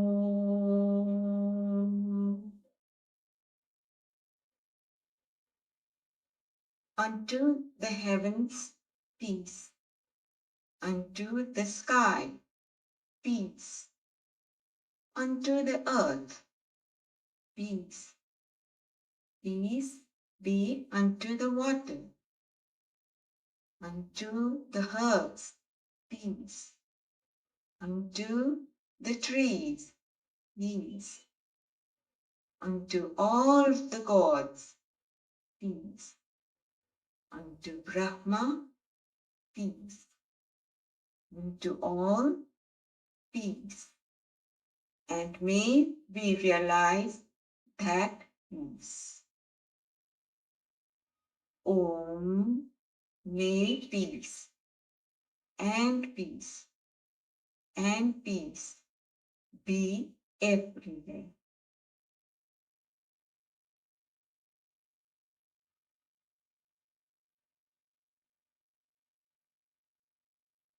Thank you.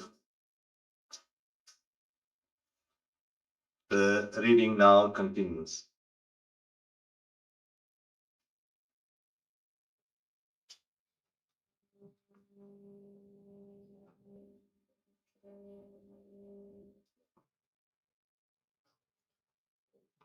Serpent sacrifice of Janamejaya.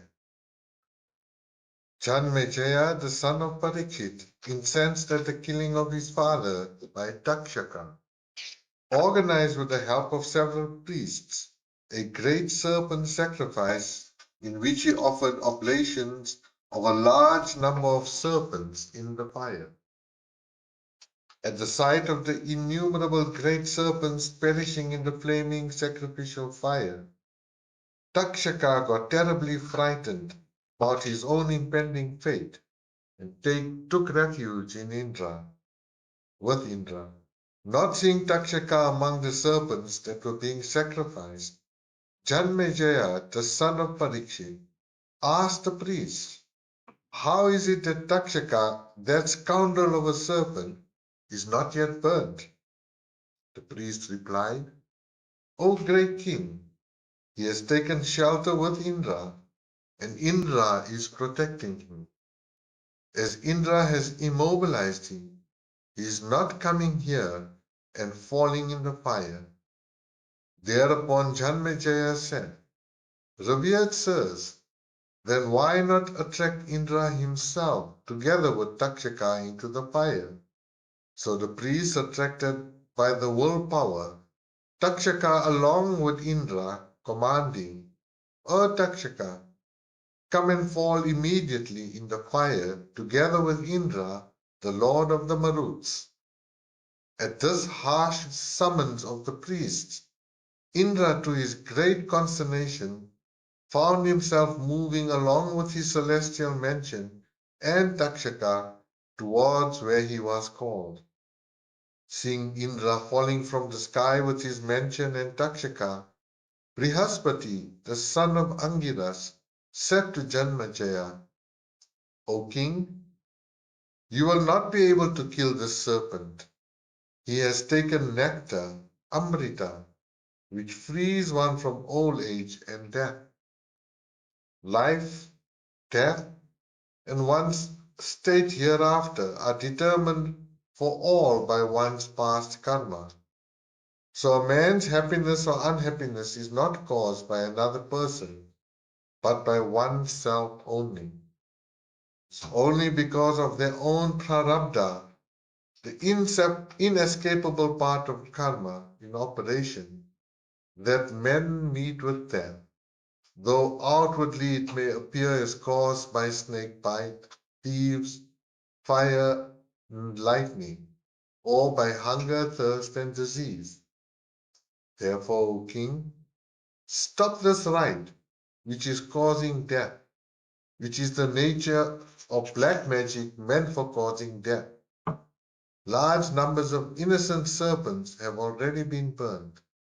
No doubt all that happens to living beings, including those serpents, is due to their past action." Suta said, "Respecting the words of the sage Brihaspati, King Janmejaya stopped the sacrifice and honored the sage. It is the inscrutable power of Vishnu, the Mahamaya, that prompts jivas, in spite of all of them being only his parts, to fight among themselves through the overpowering and insurmountable seizure by passions like anger, which are the result of the working of Prakriti. The way to overcome this is to realize the self as described. Maya, which distorts the understanding of the ego-centered man, retreats and disappears when the spiritual aspirants begin to make inquiry about the real nature of the self. It is then found that there is no real place in him for all the disputations concerning Maya and its presence in him. In him, there is no place for the mind with its power of sankalpa, willing, and vikalpa, doubting. In him, there is no distinction between the creator and the created, and no consequences following this distinction. Nor is there in him the jiva as the eye sense, which is bound up with the above distinctions. There is no place in him for the sublater and the sublated. In this self, the sage should reside, eliminating the ego and all other distracting factors. That is said to be the supreme state of Vishnu, which is intuited in the heart by those who reject all physical and mental modifications as not self, overcome the wrong notion of the body and the ego being the self, and come to entertain love for him to the exclusion of everything else. They attain to the supreme state of Vishnu, who are able to overcome the notions of one's body being oneself and to eliminate the sense of possession with regard to all material belongings. Insult not others, and bear with patience the insult from others. Let not the love of one's own body be the cause of antagonism to others. Salutations to the worshipful Lord Krishna, Vyasa Dvaipayana, whose intellectual powers no barrier can limit, whose grace has enabled me to learn this text. Sonaka said, O Holy One, into how many recensions did the great propagators of the Vedic learning, Pila and others, disciples of Vyasa, divide the Vedas? Please tell us about this. Sultan said, O learned one, while Brahma was wrapped in meditations on Brahman, inarticulated sound originated in the space of his heart. It was like the sound which one hears when the orifices of the ear are closed.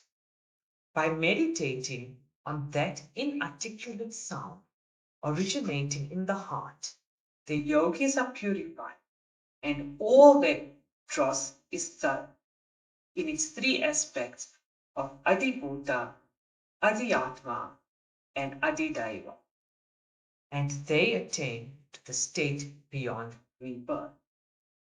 From that inarticulate sound arose the sound symbol Om, having its three syllables as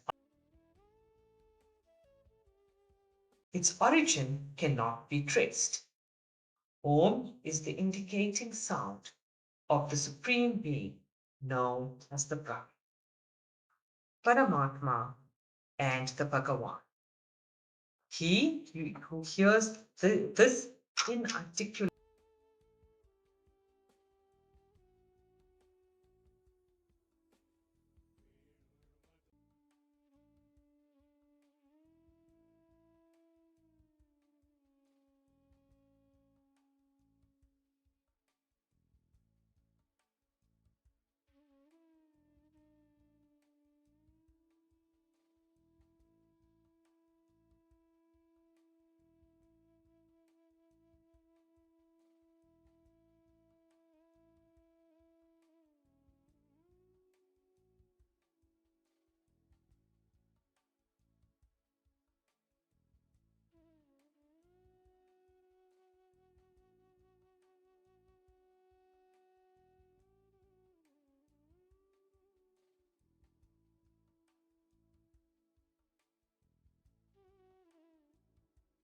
what the syllables are, O, Ma, forming the support of the triad of existence, like Sattva, Rajas,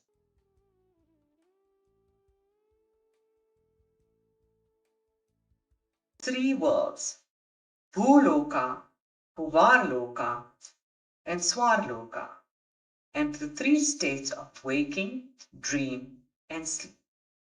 Out of Om, Brahma creates the body of spoken sound, sounds grouped as the Antastha, the Ushmana, the Swaras, the Sparshas, and the Rasvas and the Dirghas. Out of all these sounds, the all-powerful Brahma, desirous of the welfare of all, gave out the four Vedas through his four faces, along with the Vritis and the articulate Omkara, so that Vedic sacrifices performed by the four priests may come into vogue in the world.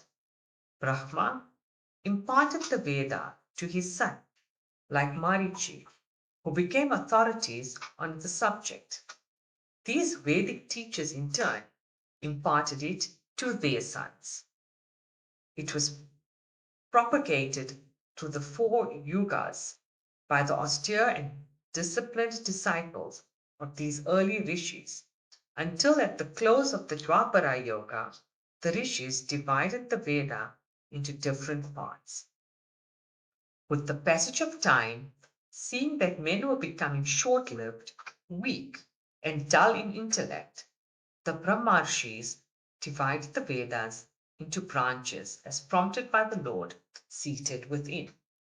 O Holy One, in this period of Manu Vaiswata's rule, the omnipotent Lord, the cause of all causes, being requested by Brahma and the guardian deities of the world to safeguard Dharma, incarnated himself as the son of Parasara and Satyavati by a part of the supreme potency of his divine Maya.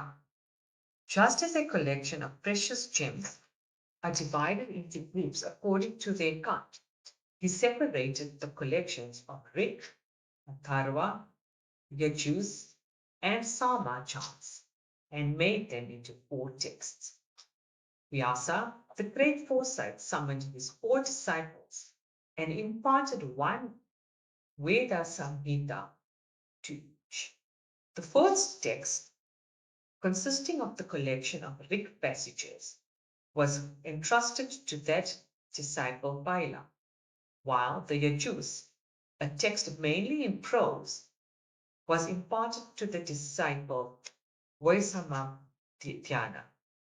The text of Samans, sung according to the appropriate meter, was taught to Jaimini, while the disciple Sumantu was instructed in Atharvana text, known as Atharvani Kirasi.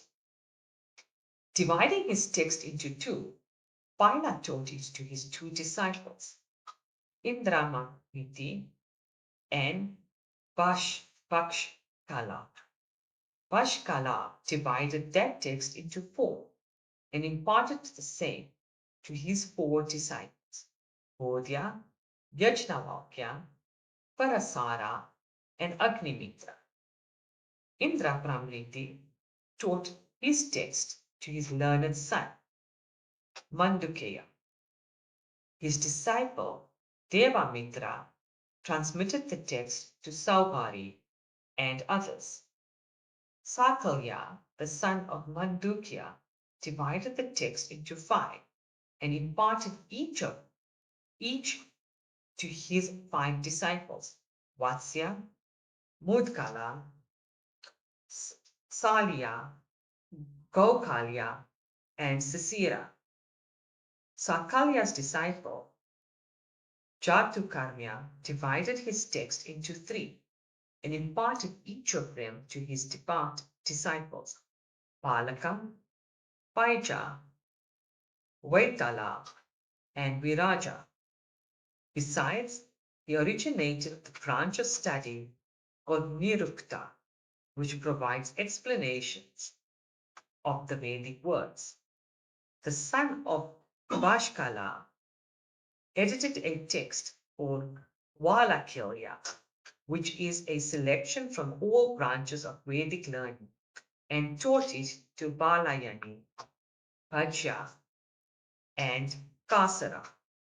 Texts mentioned before and studied by Brahmashis are all predominated by Rik. By listening attentively to these divisions of the Vedic charts, one is freed from all sins. Vaisampanya had Charaka and others like Atharvayu as his disciples.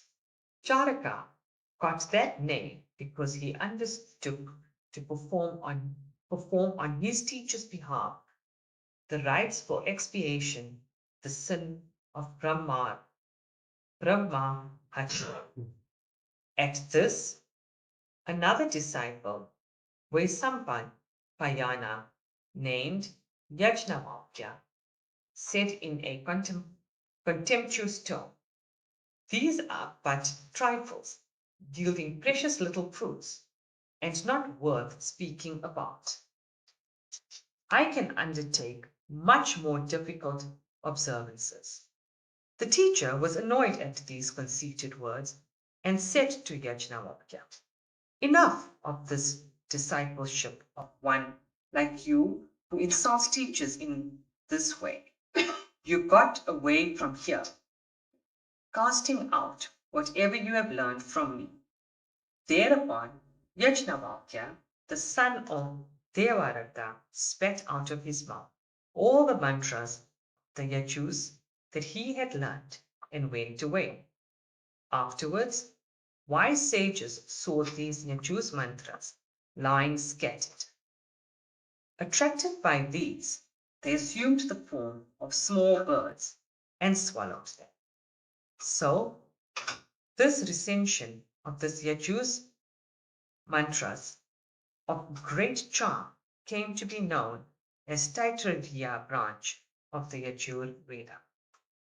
Next, Yajnavalkya, seeking for Vedic chants not known even to his guru, adored the sun deity and prayed thus. Yajnavalkya said, "Om, salutation to the Supreme Lord as Surya Narayana. Like the sun that is everywhere, thou pervadest all the four types of being, from Brahma down to a blade of grass, as the Atma within. And as time, thou art manifest in the form of the year, with its various parts, like Shana, Lava, Nimisha, etc. Thou pervadest outside of everything, unobstructed by any adjunct. Thou drawest up surplus water by thy rays, and release it when necessary as rain. And thou dost keep the world going." And world.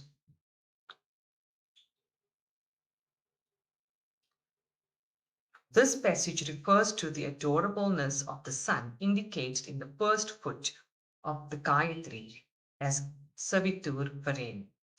O Supreme Divinity, Surya Narayana, O thou destroyer of all sin, as well as of its consequent suffering and its cause, ignorance, in those who adore thee according to the Vedic commandments.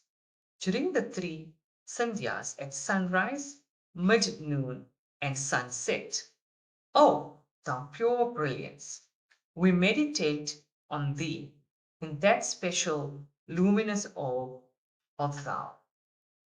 We meditate on thee, the Surya Narayana, who, as the indweller in beings, activatest the insentient adjuncts of the jiva, like the mind, senses, and the pranas, and prompt them to activity from within.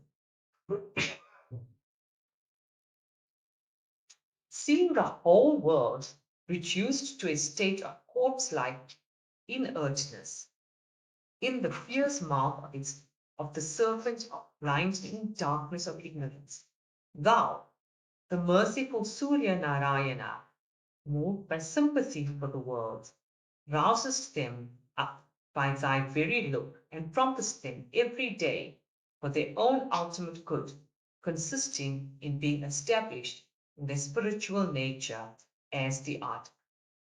As thou forcest the world like a great king, striking terror into the hearts of the forces of evil, standing in truth here and there in thy path, all the guardian deities greet thee with offerings of arghya in palms cut like lotus buds. Therefore, I seek shelter at thy feet, worshipped even by the great lord of the three realms, for being instructed in mantras of Yajus unknown to anyone in their authentic form. Being thus hymned and propitiated, the Lord Surya Narayana appeared in the form of a horse and imparted to him Yajus mantras unknown to anyone. That versatile sage, Yajnavalkya, divided the limitless body of the Yajus mantras into 15 recensions. These recensions, known as Vajasanis, were studied by priestly lines known as Kanvas and Matayandinas.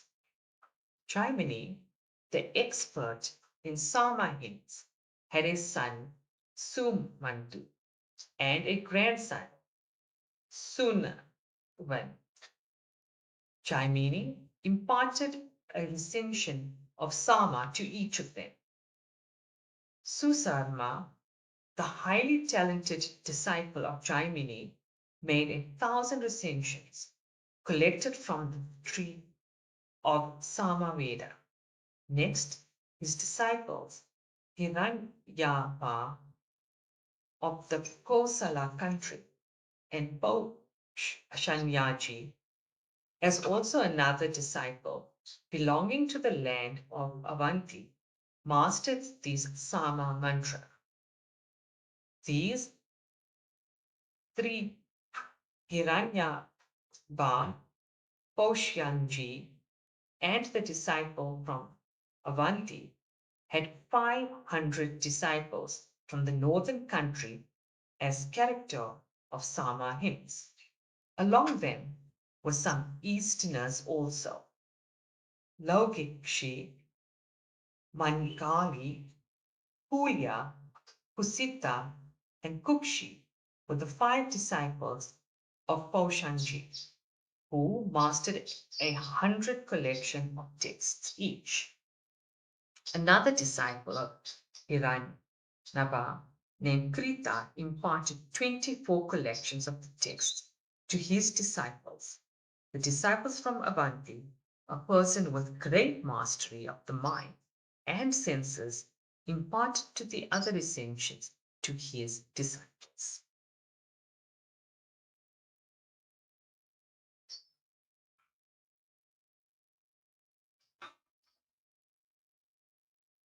Atha, Chapter 7, Characteristics of the Puranas. Suta said, Sumantu, who was an expert in the Atharva Veda, taught this Veda to his disciple Kabanda. Kabanda divided this collection into 2 recensions and taught each to his 2 disciples, Hatya and Vedarsa. Vedadarsa. Vedadarsa had 4 disciples named Sakyani, Brahmabali, Modosha, and Vipalayani, and he divided his collections into 4 for these disciples. Hatya's disciples, O king, were Kumuda and Sonaka. Besides Jali, who was an expert in the Atharva, Hatya divided his collections among these. Babru and Saindavayana, the disciples of Angiran, learned both these recensions. So also did their disciples like Savarni learn both the recensions. Principal acharyas of the Atharva Veda are Nakshatrakalpa, Shanti, Kasyapa, Angirasa, and others. Now, hear about the authorities on the Puranas. Trayaruni, Kasyapa, Savarni, Tavarna, Vaishampayana, and Harita are the authorities on Puranas. First, Vedvyasa made 6 collections and imparted them to my father. It was from my father that I, the aforesaid 6 sages, Treyaruni and others, learned 1 collection each. Ugraswas became a disciple of each of these and learned all the collections. Kasyapa, myself, Savarni, and Parasurama's disciple Akritavrana. These 4 of us learned the original 4 collections from the disciple of Vyasa. O learned one, here the characteristics of a Purana, as determined by the Brahmarshis in the light of Veda and other scriptures.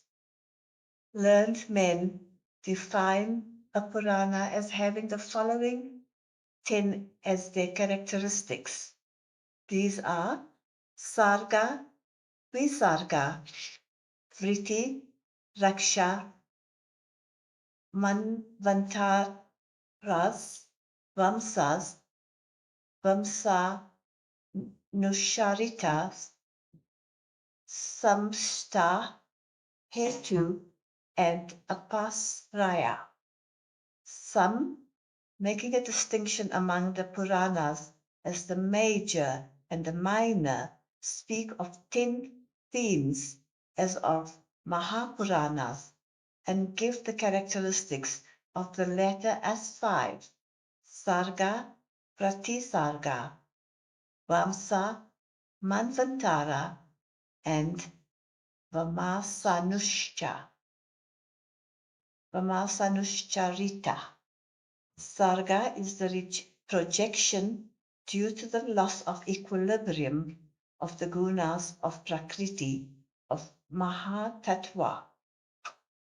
The 3 kinds of Ahankara, Tanmatras, Indriyas, Devas, and Panchabhutas. The continuous flow, like seed from seed, of world systems of conscious and unconscious entities out of the above mentioned categories as empowered by the Lord and as influenced by tendencies acquired in previous cycles, is called Visarga. For living beings that move, motionless objects, and other beings that move from vritti, or source of livelihood. In this system, what man adopts as livelihood by natural adaptation, or out of desire, or out of scriptural sanction, is denoted by the term vritti. Raksha, or protection, is the divine sport of the Lord as incarnations in every yuga amongst subhuman creations, men, rishis, and devas. Through that, the protection of the world and the destruction of evil ones is accomplished. Manvantara is the epoch of a Manu or patriarch, during which joint action is taken by the Manu. The sons of the Manu, Devas, Indra, Saptarshis, and the partial divine incarnations of the age for the welfare of the worlds. Vamsa is the genealogy of pious royal lines born of Brahma, embracing their past, present, and future. And Vamsanucharita is the account of important kings born in such lines. Samstha is the pralaya, or dissolution of the worlds into their elements by the forces of nature. It is of 4 types. The Naimitika, Prakrita, Nitya, and Atyantika. Hetu, or the cause of creation, is Jiva, who is subject to desire and karma arising from ignorance. He is termed by some of Anusayi or consciousness, enjoying the tendencies generated by karma, and by some others as Avyakakrita, or the unmanifest. The apasriya, or the refuge, is Brahman, who is the substratum that persists in the changing mental modes of waking, dreaming, and deep sleep caused by the power of Maya, and who exists apart from those.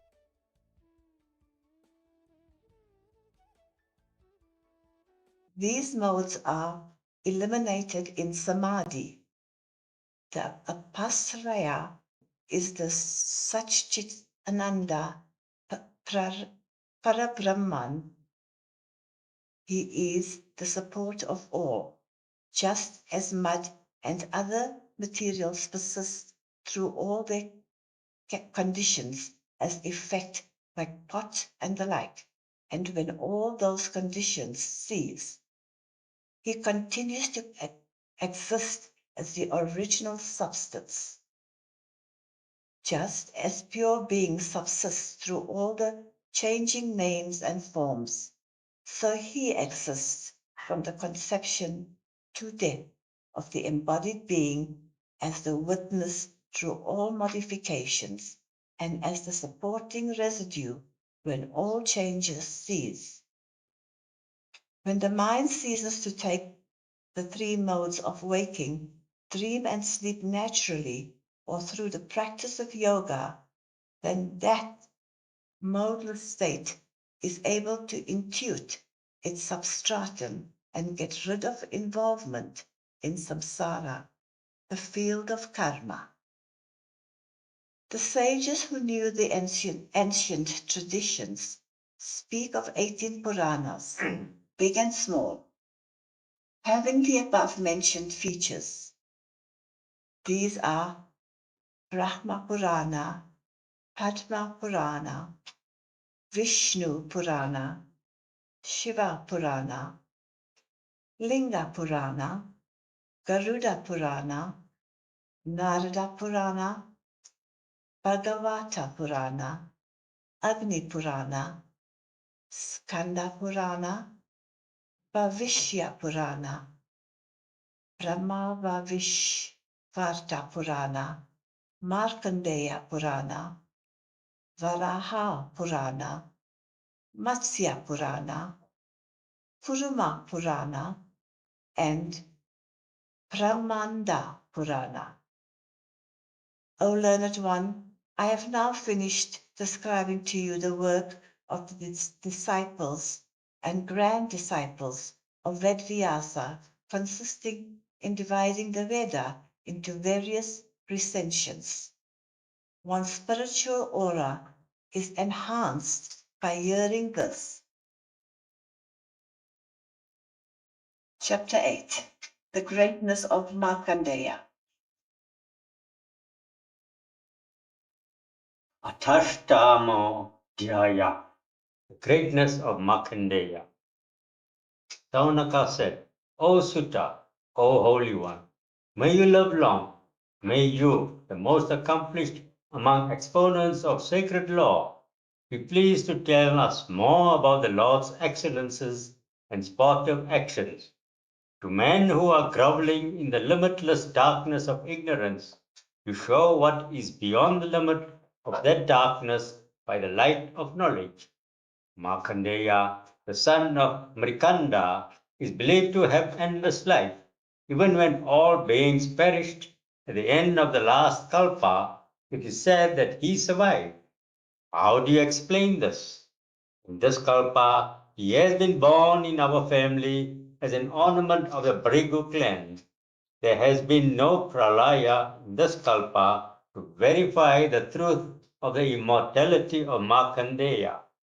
It is said that when everything was swallowed in the waters of the Pralaya, he was floundering in that ocean all alone, and that in the course of it he saw a wondrous infant in human shape lying on a banyan leaf and floating over the Pralaya waters. O Sutta, we feel very doubtful about this. We are also keenly interested in knowing the truth about these incidents. O great yogi, you are an expert in Purana. Deign to dispel our doubt. Sutta said, O sage, the question you have put is of universal benefit, as it would help to free the world from the delusion in which it is groveling. For the answer to it lies in the narration of the glories and actions of the Lord, which destroys the evil effects of the age of Kali. Markandeya was born and brought up, receiving all the purificatory sacraments of the twice-born ones. He learnt the Vedas from his father, observing austerity and the rules of Dharma, and practicing daily recital of the Vedas. He observed unbroken continence, wore matted locks, three barb, antelope skin, girdle of kusa grass, and sacred thread, carrying a staff, water vessel, and a rosary of beads, and for the enhancement of his spiritual merit, worship Sri Hari at sunrise and sunset, and via the sun, the teacher, holy man, and the self. Every day he collected food by alms, offered it to the teacher, ate of it silently when permitted by him, and observed fast when not so permitted. The observing austerities thus and practicing the recital of the Vedas, he worshipped the Lord for an unimaginably vast number of years and was thus able to conquer the unconquerable death. Brahma, Brigu, Sri Parameshwara, Daksha Prajapati, the other Prajapatis born of Brahma, men, Devas, Pitris, and all other beings were surprised to note this conquest of death. With all the impurities of the mind and destroyed by the observance of continence, austerities, Vedic study, and self control, this great yogi meditated on him who is above the ken of the senses. A long period of 6 manvantras passed with this great yogi immersed in meditation with a concentrated mind. As the austerity of Markandeya entered the 7th manvantara, the Indra of that period became jealous of him out of fear that he might take over the Indraship, ousting him from that place. So, in order to entice him away from his austere vows, Indra sent Gandharvas, Apsaras, Kama, Vasanta, and Malaya breeze, besides greed and pride, the offspring of Rajas. They went to the ashrama of Markandeya in the northern valley of the Himalayas, where flowed the river Pushpabhadra, beside the famous rock Chitra, lined with shady trees and creepers, and dotted with lakes of crystalline water. That ashrama was a very sacred place inhabited by large numbers of holy men. There, the musical humming of inebriated honeybees and the sweet cooing of excited kokilas delighted one's ears, while one's eyes feasted on the sight of dancing peacocks and of flocks of birds in heat. There blew a gentle breeze, cooled by the droplets from ice-cold waterfalls and sweetened by the embrace of fragrant flowers, exciting love in the hearts of men. The vernal season now set in, with her evening skies decorated with the tilaka of the rising moon, and with a thick growth of trees and creepers loaded with sprouts and flowers, bunches embracing one another with the arms of leafy branches on all sides, leading the community of Apsara women Kama now arrived there, equipped with his bow of flowers and followed by a vanguard of Gandharvas playing on musical instruments. These emissaries of Indra saw Markandeya there sitting with eyes closed in meditation before the sacrificial fire after he had finished offering the oblations. He looked like the fire deity embodied, so forbiddingly lustrous he was.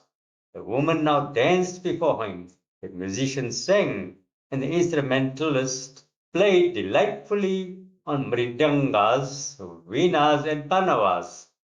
Kama aimed at him his five-pronged arrow, having thinning, inflaming, deluding, heating, and inebriating as its five heads. Simultaneously, Indra's emissaries, like the spring season and the passions of the heart, joined him in the effort to divert the mind of the sage. Punjika an Apsara woman, began playing with a ball. She seemed to be bending at the waist due to the weight of her bosom. The flower garlands in her hair were falling as the locks got dishevelled. Pursuing the movements of the ball, her eyeballs were rolling hither and thither in quick succession. Just then a girdle loosened, and the priest carried away a thin wearing cloth. Considering that the opportune moment to conquer the sage, Kama released his arrows at him, but it was all in vain, like the efforts of a man without the backing of divine grace. In retaliation for the persecution to which they subjected the sage, the aura of the spiritual power in him threatened to burn them up, and like children who have roused up a sleeping serpent, they had to run away before that power. But wonder of wonders, in spite of these persecutions of Indra's emissaries, there was not the least egoistic reaction like anger in the sage. Though this is surprising in ordinary men, it is not so in such high-souled ones. As for Indra, he felt completely crestfallen to note the discomfiture of his emissary and was wonderstruck at the spiritual power of the sage. In order to bless that sage, who was constantly communing with him through the practice of austerity, of Vedic study, and of meditation, Sri Hari appeared before him in the form of the divine Narayana. In complexion, one was fair and the other dark, possessing eyes like fresh lotus petals, endowed with four arms, wearing on their tall frame a deer skin, a tree bark, and a three-string sacred thread, having in hand the holy kusa rings, a water pot, a straight staff of bamboo, a rosary of lotus beads, a whisk cloth to drive away insects, and a fistful of kusa grass symbolizing the Veda. These two ascetics, who were worshipped even by celestials, looked like the very embodiment of austerity that shone like a streak of lightning in the brilliancy of its yellow radiance. On seeing the form of the rishis, Narayana, who were the embodiment of the Supreme Lord, Markandeya, arose from his seat and with great respect and devotion made a full prostration, laying his body like a stick at their feet. The vision of the divine forms filled his heart with bliss, which was reflected in his body, senses, and mind as supreme peace. With horripilations all over the body and tears overflowing from the eyes, even his vision of the rishis was blurred. Getting up from the floor, holding palms, joined in humble salutations, and advancing, as it were, to brace them in a fit of ecstatic love, he cried out with faltering self voices to those divine beings, "Salutations to thee, salutations again."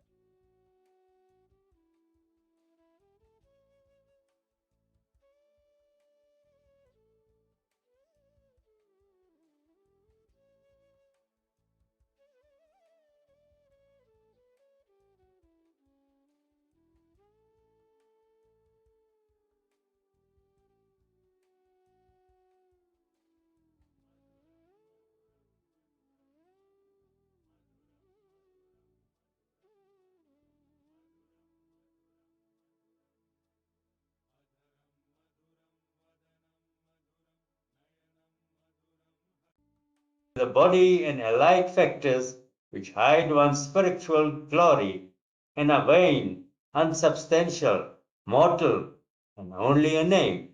Thy votary gets all he seeks.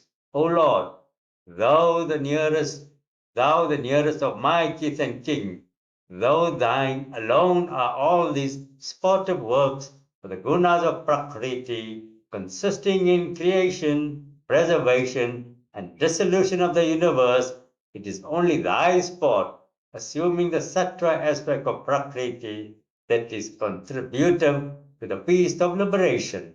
Thy sportive expressions through rajas and tamas do not do so. They, on the other hand, cause sorrow, delusion, and fear in men. Therefore it is, O Lord, that wise men adore thus thy attractive form of Narayana and of thy devotees as being constituted of pure sattva. For great devotees speak of the Supreme Person as identical with pure sattva. The realm of Vaikuntha is formed of sattva, and it is in sattva that the state of fearlessness and bliss is experienced. Salutations to thee, the worshipful Lord of all divine majesties, the Supreme Person, the Supreme Deity, and the Supreme Teacher, who art unlimited, who art the All, who art incarnated as the twin Rishi Narayana, the perfect ascetic and the perfect man in one, who are the propagators of the Vedas, who are the master of the sense powers like speech, and who are ever pure because of the absence of the sense of agency and enjoyership. Though thou art present as the controller of one's senses, prana, the intellect and all objects of perception, yet so long as thy maya clouds the mind, that sense-bound mind is capable of knowing only the gross sense objects and not thee. But that same mind, when enlightened by the Veda, revealed by thee, the universal teacher, come to have an intuitive and immediate understanding of thee. Through the Veda, that intuitive knowledge revealing the self can be had. Without its aid, the striving for an understanding of him by all sages, including Brahma, is a vain search.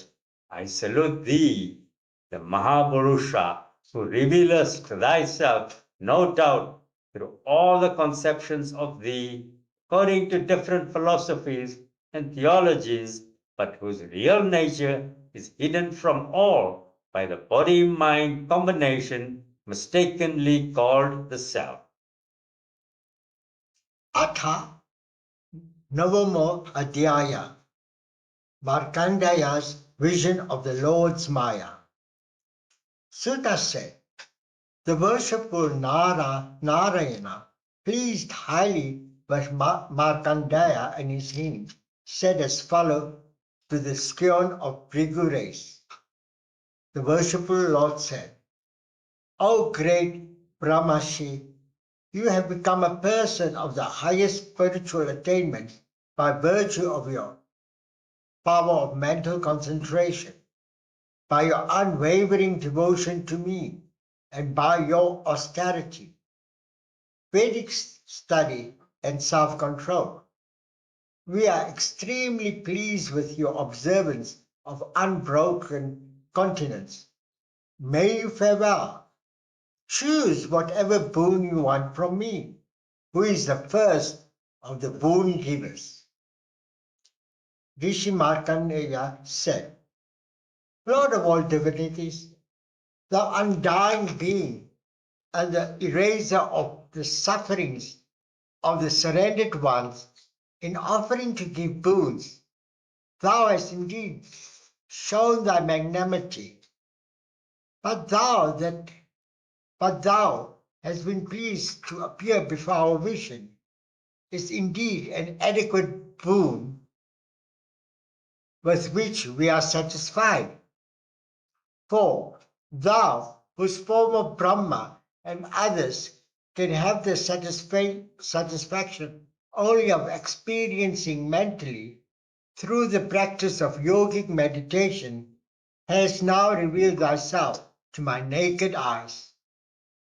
But then, O lotus-eyed Lord, though the most noted for the holy fame, I have a desire to experience thy Yoga Maya, by whose power all the worlds and the protective divinities perceive duality in thy non-dual being. Sutta said, O sage, the worshipful Lord, who was praised and worshipped by the sage, granted the prayer of Markandeya and proceeded to Padarya Ashrama, smiling, because while all who approach him pray for release from Maya, Markandeya had prayed for an experience of Maya. The Rishi continued to stay in the ashram, revolving in his mind the promised experience of Maya and its working. In the fire, sun, moon, water, earth, air, sky, and the Atman, he meditated on the Lord as the indwelling spirit and performed mental worship of him with ingredients mentally conceived. But sometimes, inundated by the outburst of divine love, he forgot everything about the worship event. O learned one of the previous line, while Markandeya was sitting one evening on the bank of the river Pushpabhadra, a powerful storm set in. Following that violent and noisy storm, some clouds threatening in appearance with loud peals of thunder and lightning. The clouds poured torrential rain all around in spouts as thick as axle trees. The ocean on the four sides, beaten into mountain waves by powerful winds, overflowed the whole earth. The water level rose up high in the sky. Fierce winds and streaks of lightning threatened the stage by the fury outside and with fear within. The sage lost all presence of mind and trembled with fear to see the whole world submerged in water. Thus, as he looked on, he found the limitless ocean swollen up with its waves, raised by terrific winds and augmented by continuous rain, filling up the whole earth and its island continents with a deluge of water. When the world, the intermediary regions, the heavens, the expanse of galaxies, and all other regions were submerged in water, this sage alone wandered about aimlessly like an inebriated blind man, with all his matted locks let loose. Tortured by hunger and thirst, terrorized by aquatic creatures, and distressed by the storms of the deluge sweeping the waves, he wandered about, tired and worn out, in that blinding darkness, unable to make out land or sky or the quarters. Sometimes sucked in whirlpools, sometimes battered by the waves, sometimes bitten by the mutually contesting aquatic creatures, and sometimes subjected to grief, delusion, pain, pleasure, disease, fear of death, etc. He floundered through those waters of the deluge. Caught thus in the Maya of Mahavishnu, he had the feeling of wandering for thousands of years in the waters of the deluge. The sage, who was thus moving about aimlessly, located a lovely banyan tree full of new leaves and fruits, standing at a high level of the earth. In the middle of the banyan tree, on a northeastern branch of the tree, he noticed an infant, the brilliance emanating from whom dispelled the enveloping darkness of the deluge. dark green in complexion, like a splendorous emerald, charming with a lotus-like face, a lovely nose and eyebrows and a broad chest, possessing a conch-like neck and locks waving with the movement of the breath, wearing pomegranate flowers in his ears, whose formation resembled the inside of the conch, lit up with a nectarine smile that reflected the ruddiness of his coral-like lips, possessing eyes whose corners were crimson like the inside of a lotus, casting glances enriched by a sweet smile, endowed with an abdomen flat like a banyan leaf, marked by the three folds and a deep navel, and throbbing with the movement of every breath, endowed with hands having attractively formed fingers. Such was that wonder-inspiring infant that the sage saw lying on a banyan leaf, sucking its uplifted toes placed in its mouth. The sight of him relieved the exhaustion of the sage. Both the lotus of his heart and the lotus of his eyes now bloomed in their fullness, and his body was covered with horripilations. Though hesitant on the account of the wondrous novelty of the situation, the sage nonetheless approached the infant to speak to him. Reaching near him, the sage was drawn into the infant through his breath as if he were a mere mosquito. And when inside the infant, he turned crazy with astonishment to find the whole universe exactly as he had seen it before the deluge. The sky, heavens and earth, galaxies, mountains, oceans, islands, continents, waters, devas and asuras, forests, villages, rivers, cities, quarries, agricultural farms, cowherd settlements, functioning of the varnas and ashramas, primordial elements, their products, yuga, kalpas, time the determiner of all these periods. In fact, all that is included in the manifested universe, he saw as if actually existing within the infant. He saw also the Himalaya mountain, the river Pushpabhadra, his own ashrama, and the rishis there. And as he was viewing all this, he found himself expelled with the outgoing breath of the infant, and again he was in the waters of the deluge. As before, he saw also the banyan tree at the high level of the earth, and the infant resting on a leaf of that tree. The loving, sidelong glances of the infant, with their power heightened by the nectarine smile that lighted its face, now fell on the sage. Seeing outside the divine infant on whom he used to meditate within, the sage was overpowered with feeling, and he again approached the infant Lord to embrace him. But the worshipful Lord, the bestower of the fruits of all spiritual endeavors, the indweller in the understanding of all beings, disappeared before the sage in a trice, just like the hopes and ambitions cherished by a luckless man.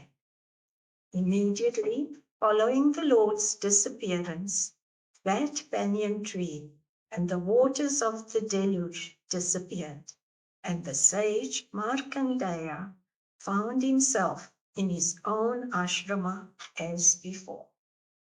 Atha Nashodamodaya. Chapter 10. Lord Shiva blesses Markandeya. Sutta said, having thus experienced the might and the mystery of the Yoga Maya of Narayana, the sage Markandeya took refuge in him. Markandeya said, O Hari, I take shelter at thy feet, which form a haven of protection to refugees. By thy Maya, Even the so-called wise men get deluded with the feeling that they are so wise. For all the wisdom of men is nothing but stark ignorance by thy side. Sutta continued.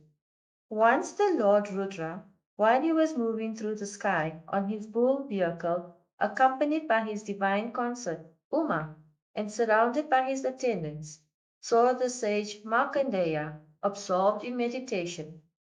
Thereupon Uma, seeing the sage, said to Lord Shiva, O worshipful one, look at the sage sitting with his body, mind, and senses absolutely still. See him resembling a sea, absolutely calm, with its winds, water, and the aquatic creatures all at rest. Thou art the grantor of boons. Be pleased to bestow the fruits of his austerities to him.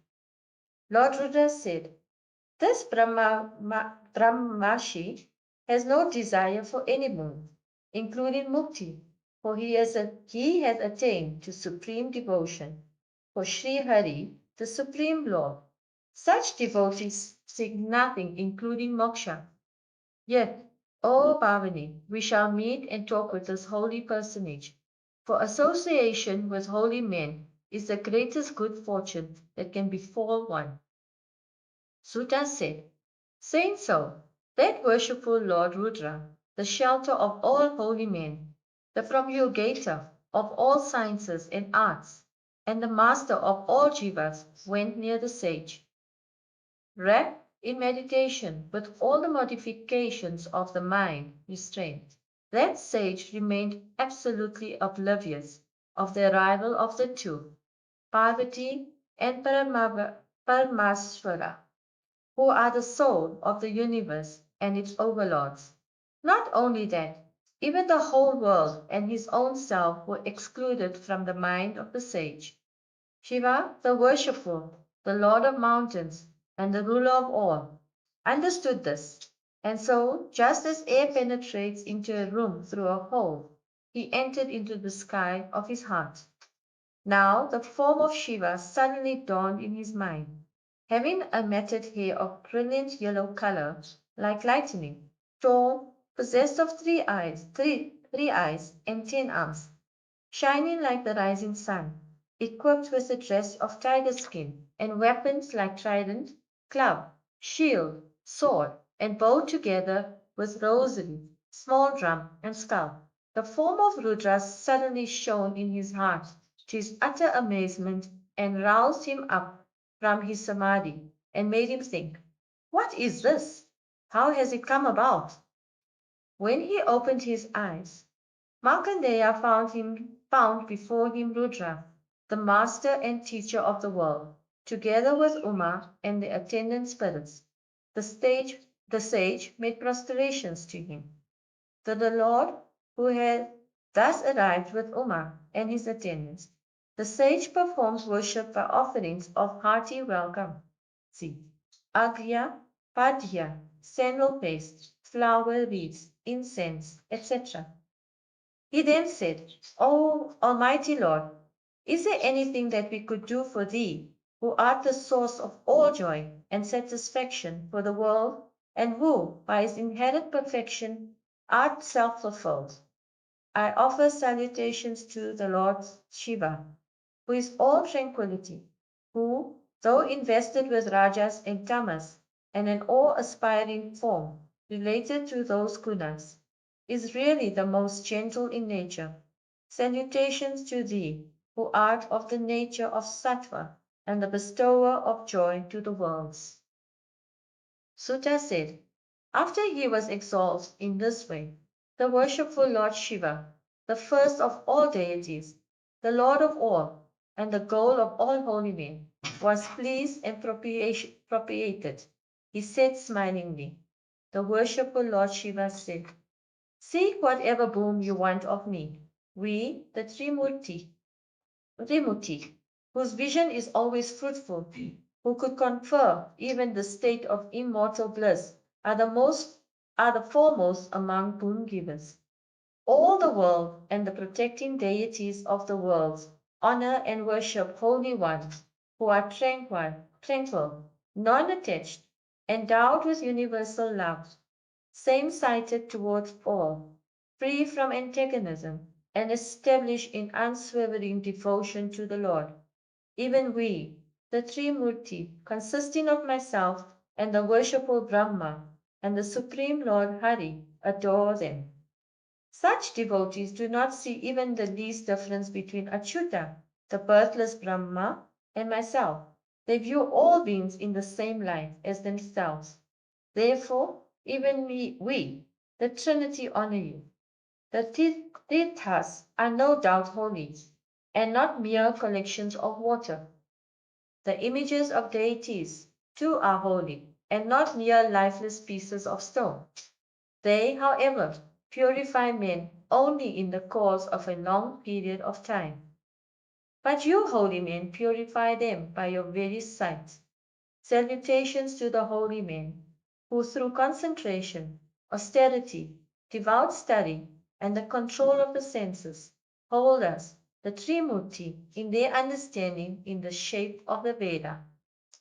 By hearing about you and by seeing you, men, including outcasts, obtain purity.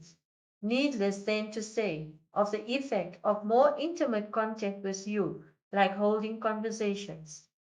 Sutta said, the Rishi was not satiated by hearing the word of Shiva, the moon-crested deity, which was so delightful to hear and were expressive of the cardinal principles of Dharma. A sufferer as he was for long from the privation of floundering in the Maya of Vishnu, the words of Shiva came to him as a soothing nectar. Relieved of his distress, he said to the Lord, Rishi Markandeya said, it is indeed a very puzzling play of the Lord when the divinities who rule over the destinies of men are seen to praise and salute those very persons who are subject to their control. It is also true that often promulgators of Dharma teach its principles to people by themselves, practicing them as an example, and also by extolling and saluting those who are found to follow these principles. Just as the illusions projected by a magician in the course of his show do not affect him at all, so also these acts of subordination of the world teachers to the taught does not affect the divine status. The seer of the dream himself mentally projects the dream objects and sees them. In the same way, the Lord projects this universe by his will and enters into it, remaining within the functionings of the forces of nature as the mere witness. He gives the impression that he is the actor, just as the witnessing dream ego does. Salutations to the worshipful Lord, who is this universe constituted of the three gunas, but persists as its unaffected essence, unlike the jiva, being the witnessing principle within. Salutations to the immaculate and non-dual being, the one who is the world teacher and the Brahma infinite. What other boon am I to seek from one whose exalted vision itself makes one totally self-fulfilled and truthful? Yet I shall seek one boon of thee, the perfect being, who is himself without any wants, but who showers on others all that they want. May I have unfaltering devotion to Sri Hari, thyself and all thy devotees. Sutta said, being thus worshipped and exalted by the sage with sweet and significant words, the Lord Shiva said with concurrence of Parvati, his divine consort, O great sage and holy one, endowed with the aura of Brahmic glory, all that you have asked for, devotion to Mahavishnu and his devotees, shall be yours, and besides your fame shall last for all time, and free from the trembles of old age and death, your lifespan shall extend up to the cosmic dissolution. You shall also have the knowledge of the past, present, and future, as well as renunciation, complete illumination, and the status of a teacher of the Puranas. Sutta said, giving the sage above mentioned boons, the three-eyed deity Shiva described to his consort Parvati the austerities of Markandeya and the experiences he had of Mahavishnu's Maya. They then departed from the place. As for Markandeya, the great scion of Brigu's line, he attained to the fame of a Mahayogi and possessed of truly unwavering devotion to Sri Hari. He still moves about in the universe, even to this day. I have thus narrated to you the story of Markandeya and the unique experience he had of the power of Vishnu's Maya. All this experience of Pralaya by Markandeya and of his passing in and out of the infant Lord, which seemed as 7 kalpas, are the creation of the Lord's Maya, specially created for the experience. Not knowing this, some ignorant people speak of it as actual Pralaya, and Markandeya having lived for 7 kalpas. O scion of Brigu's line, whoever hears or recites this account of the Lord's sportive activities and his prowess, they will have all fulfillments in life. They will be freed from the transmigratory cycle caused by the tendencies acquired through karma. Ataka Dashodhyaya, the divine form explained. Sonaka said, now we have got to ask one more question to you, who are a master of all learning. You are well acquainted with the doctrines of the Tantras. To the Supreme Being, the Lord Shri, who is pure non-dual consciousness, the masters of the Tantra have 4 purposes of worship given physical features, accessories, weapons, decorations, etc. We would like to know the significance, the principle behind such conception.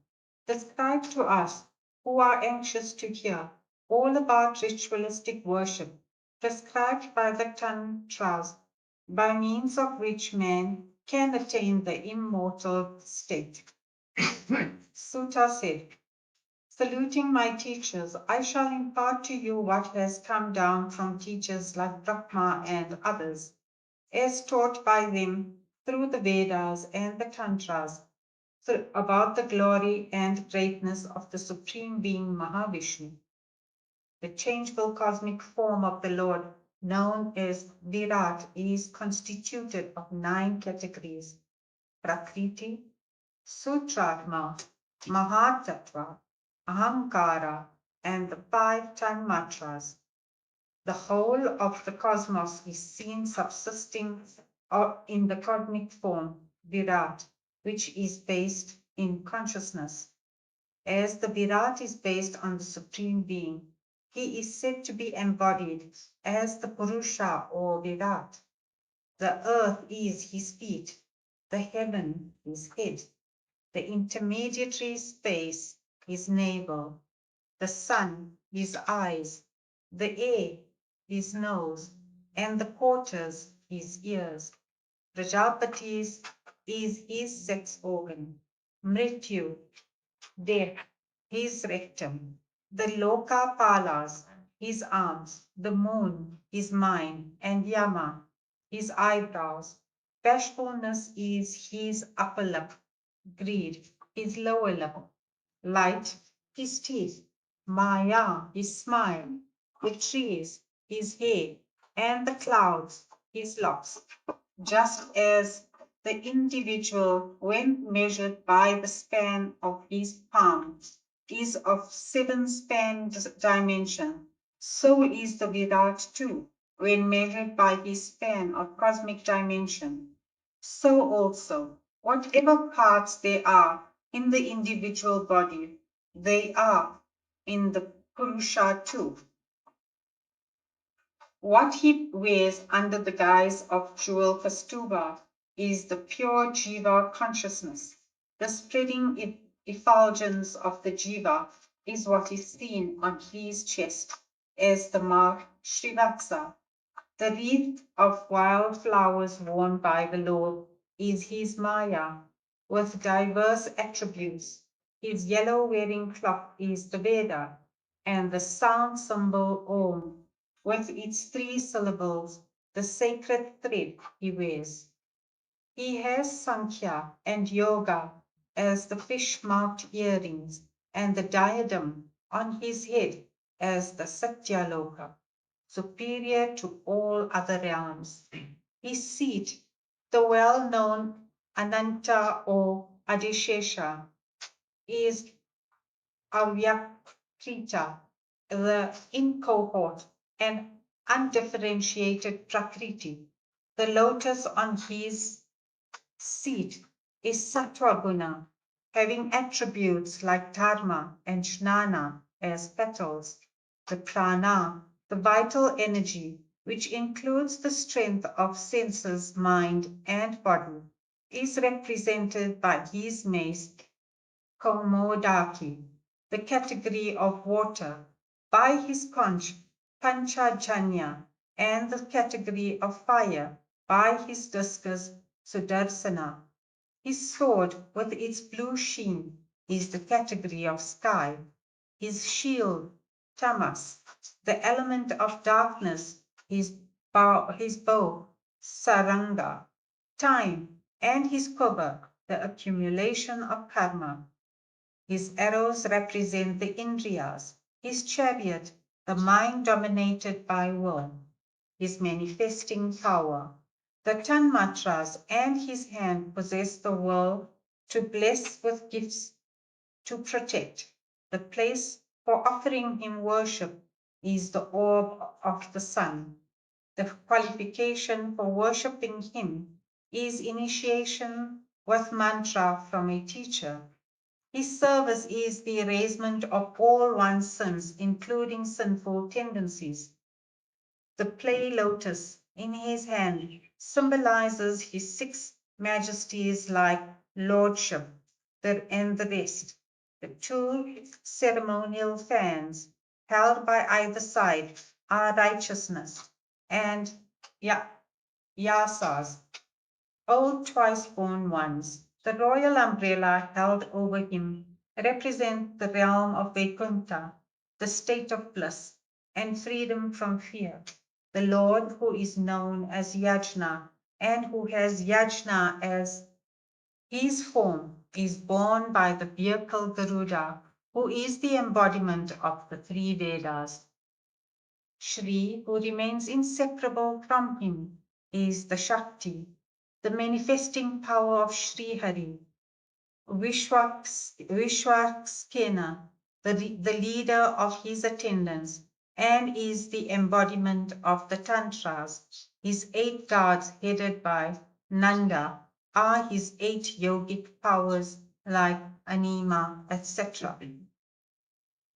The one supreme being can be worshipped as the 4 Vyuhas, Vasudeva, Shankarshana, Pradyumna, and Aniruddha, who are only the 4 presentations of the one being, according to his manifestations through external objects, senses, ignorance, with tendencies latent and with witnesshood. He is also conceived of Vishwa, Taijasva, Prajna, and Turiya, respectively, in the form of the 4 Vyuhas, Aniruddha, Pradyumna, Shankarshana, and Vasudeva, with their distinctive physical features, anga, accessories, decorations, and weapons. Sri Hari sustains the 4 states of consciousness, Vishwa, Tejasa, Prajna, and Turiya. But being the Lord of all, his manifestations does not in the least affect his entity or his majesty and lordship, unlike in the case of the jivas and material entities undergoing change. O learned one, he is the source of the Veda. He is the self-luminous awareness. He is perfect in himself, and by his own greatness, he is intuited in their self by those who seek him.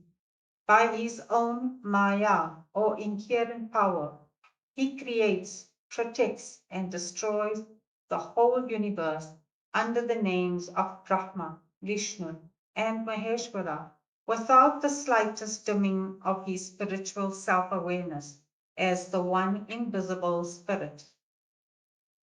O Krishna, the friend of Arjuna, O thou the Vrishni leader, that was like a fire to the forest of evil and tyrannical rulers, O thou of unfading power and majesty, O thou Govinda, whose holy fame is sung about in the gatherings of gopis and by the sages in attendance on thee, be thou propitious and protect us, thy devotees, for evermore. O thou whose very name is a blessing unto mankind.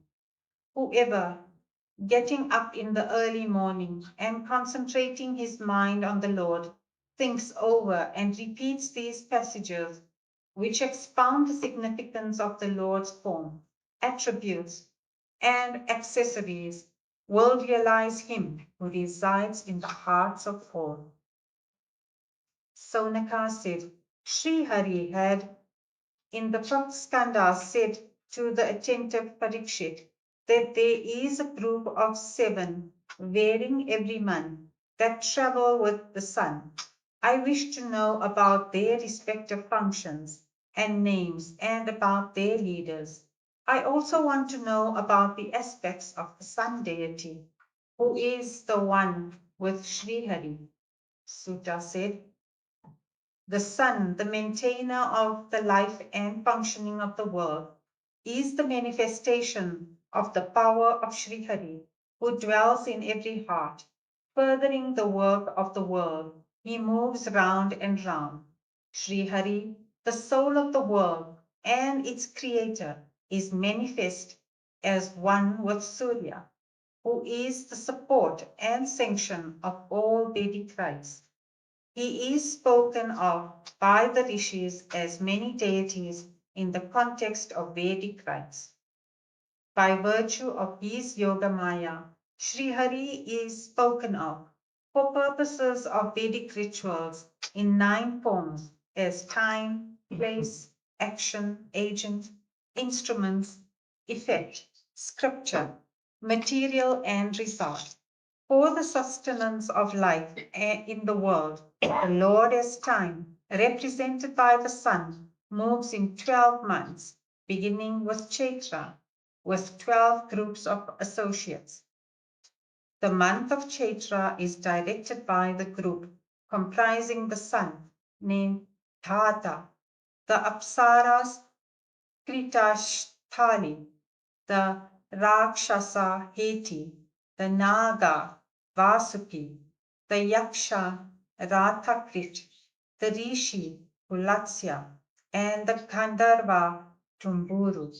The month of Vaishaka is guided by the group consisting the sun Aryama, the Rishi Pulaha, the Yaksha Athojas, and Rakshasas Praheti, the Apsaras Punjikasthali, the Gandharva Narada, and the Naga Kachchanari.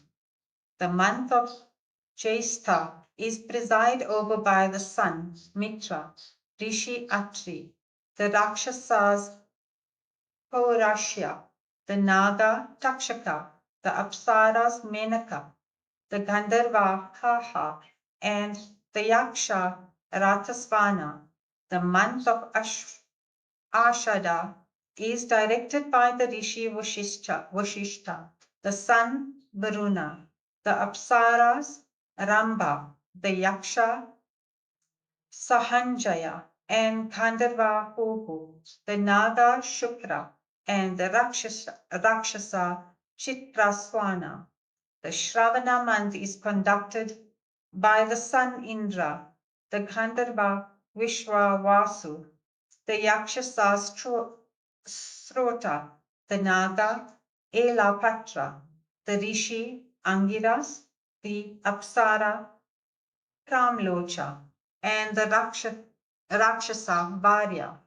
The month of Bhadrapada is presided over the sun Vivaswan, the Gandharva Ugrasena, the Rakshasa Vyagra, the Yaksha Asarana, and Rishi Bhrigu, the Apsara Anumlocha, and the Naga Sankapala. The month of Magha is led by the sun Pusha, the Naga Dhananjaya, the Rakshasa Vata, the Gandharva Sushena, the Yaksha Suruchi, the Apsara Gritachi, and the Rishi Gautama. The month of Falguna is directed by the Yaksha Pratu, the Rakshasas Varchas, the Rishi Bharadwaja, the sun Parjanya, and the Apsaras Senajit, the Gandharva Vishwa, and the Naga Airavata. The month of Margarishi is guided by the sun Amsu, the Rishi Kashyapa, the Yaksha Tarkshya, the Gandharva Ritasena, the Apsaras Urvashi, the Rakshasa Vidyu Chatru, and the Naga Mahasankha. The month of Pushya is guided by the sun Bhaga, Rakshasa Spurja, and Gandharva Arishatenemi, the Yakshasa Urma, the Rishi Ayu, and the Naga Karpo Taka, and the Apsaras Purvachiti. The month of Ashwin is guided by the sun Twashta, the Rishi Jamad Gani, the Naga Kambala, the Apsaras Tilotama, the Rakshasa Brahma Petu, the Yaksha Satyajit, and the Khandaba Dhritarashtra. The month of Kartikeya is guided by the sun Vishnu, the Naga Aswatara, the Apsara Ramba, the Gandharva Surya Varchas, the Yaksha Satyajit, the Rishi Vishwamitra, and the Rakshasa Makapeta. Those who contemplate on these majesties of Surya Narayana, both at sunrise and sunset, will be free from their sins. By the above described movements of his with his group of attendants, Surya Narayana helps to give a spiritual turn to the intellect of beings both in this and the next world. In the course of their movement, the Rishi extols Surya Narayana with sacred hymns from Rik, Sama, and Yajus, which reveal his divine glory. The Gandharvas sing and the Apsaras dance before him. The Nagas bind their chariot wheels well. The Yakshasas harness the horses to the chariots. The powerful Rakshasas push the chariots from behind. The community of 60,000 holy Brahmarshis, known as Balakilyas, walk in front of the chariot, facing the Lord and singing his praise. The worshipful Lord Hari, the ruler of all, the birthless, the deathless, and the eternal being, thus assumes various forms from kalpa to kalpa for the protection of the world. Skanda 12, the contents of the Bhagavata. Suta said, Salutations to the most glorious doctrine of devotion to the Lord. Salutations to Krishna, the ultimate arbiter of the destinies of all. Saluting all holy men also, I shall now speak of the eternal law. O learned ones, in reply to your question, what constitutes the topic most suited for men to hear about, sing about, and remember? I have narrated to you this unique account of the excellences and doings of Mahavishnu. In this text is extolled Narayana, the Supreme Being, who erases all sins, who is the indweller in all beings, who is the power that activates the senses of all, and who is the protector of all devotees.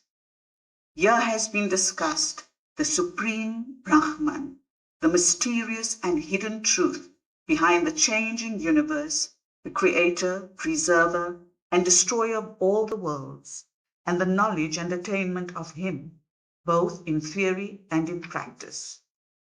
The way of communion through devotion and the supreme spirit of renunciation obtained thereby have been discussed. The stories of Parikshit and Narada have been narrated. The fast unto death of Raja Parikshit, consequent on the course of a Brahmana, and the meeting between them and the Brahmarshi Suka have been described. This is the topic of the first skanda. Following these are discussed in the second skanda, the way of progress after that of those who die in spiritual communion, the conversation between Brahma and Narada, the glory and greatness of the Lord's incarnations, and the evolution of Prakriti and the categories from Mahat down.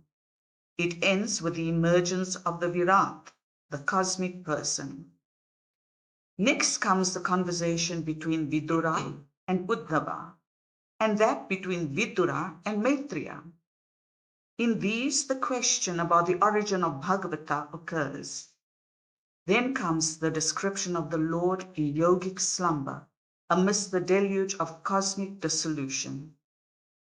There is then the description of Sarga, or primary projection of the categories resulting from the loss of equilibrium of the gunas of Prakriti, by which are produced the 7 evolutes or categories together with their 16 effects. Out of the categories and their effects take place the formation of the cosmic shell and the appearance of the Virat Purusha. Descriptions of the subtle and gross aspects of time, of the birth of the world lotus, and of the destruction of Hiranyaksha in the process of installing the earth in the proper place follow. The origin of various kinds of creatures that traverse the sky, the quarters, and the earth, the birth of the 12 Rudras, of the origin of Swayambhuva Manu and Satarupa, the human pair, and the progress of Kardama Prajapati's issue, all these were described. Then the incarnation of the Lord as a great Rishi Kapila and his conversation with his mother, Devahuti, are described. This forms the third skanda. In the fourth skanda, the following topics are discussed. The birth of the 9 Prajapatis, beginning with Marichi, the yajna of Daksha Prajapati and its obstruction, and the highly devotional account of the stories of Dhruva and Prithu, and the conversations of Narada with Prachina Bharis. In the fifth skanda are given the description of Priyavrata and his doings, and the devotional narratives on Nabhi, Rishabha, and Bharata. This is followed by the description of continents, regions, oceans, mountain ranges, rivers, the galaxies, the different worlds like Patala, the purgatory, and the story of Ajamila showing the greatness of the divine name. And the sixth skanda deals with the birth of Daksha as the son of Prachetas, with the issue of Daksha's daughters and with the origin of various species like devas, asuras, men, dumb creatures, serpents, and birds. The story of Vritrasura also is narrated therein. In the seventh skanda, the history of Hiranyaksha and Hiranyakashipu and the life and doings of the great devotee Prahlada are narrated. The description of Manvantras, the salvation of Gajendra, the story of avatars in different manvantras, the incarnation of Hayagriva, the Lord's incarnation as the tortoise, then Vantri, fish, and Vamana, the churning of the milk ocean, and the securing of Amrita for the Devas, the great battle between Devas and Asuras, the narration of the genealogies of kings, the birth of Ishvaku, his line of descendants, the story of Sudyumna, this narrative of Ela and Tara, the description of the solar dynasty in which Sasada, Griga, and others appeared, the stories of Sukanya, Saryati, Kakutsha, Mandhata, Saubhari, and Sagara, the sun-destroying account of the great Rama of Koshala, of Nimi discarding his body, of the birth of the Janakas, the destruction of Kshatriyas by Rama of the Bhrigu's line, the stories of Pururavas, Yayati, and Nahusha of the lunar dynasty, the lives of Dushyanta's son Bharata, Santanu, and Bhishma, the line of Yayati's eldest son Yadu. All these have been described in the 8th and the 9th skandhas. The following are described in the 10th skandha: the birth of the supreme being Sri Vishnu as Vasudeva's son in the prison, his removal to Gokula, his upbringing there, the description of his numerous wonderful deeds consisting in the destruction of Asuras, deeds like the sucking of Putana's life force, the smashing of the cart demon, others like the destruction of Trinavarda, Baka, and Vitsasura, Dhenukashura, and his associates, and of Pralambasura, the protection of the gopis from forest fires, the humbling of the serpent Kalia, the rescue of Nanda from a python, the observance of vow by the gopis for propitiating Krishna, the bestowal of Krishna's grace on the wives of the Vedas Brahmanas, and the repentance of the Brahmanas, the lifting of Govardhana mountain, Indra's worship of Krishna, and Surabhi's ceremonial bath of him, and the Lord's Rasa Leela with the gopis, the destruction of Sankachuda, Arishta, and Keshi, the arrival of Akrura at Vraja, and the departure of Rama and Krishna to Mathura, the mourning of the women of Vraja, Krishna's sightseeing at Mathura, and the destruction of Kuvalyapida,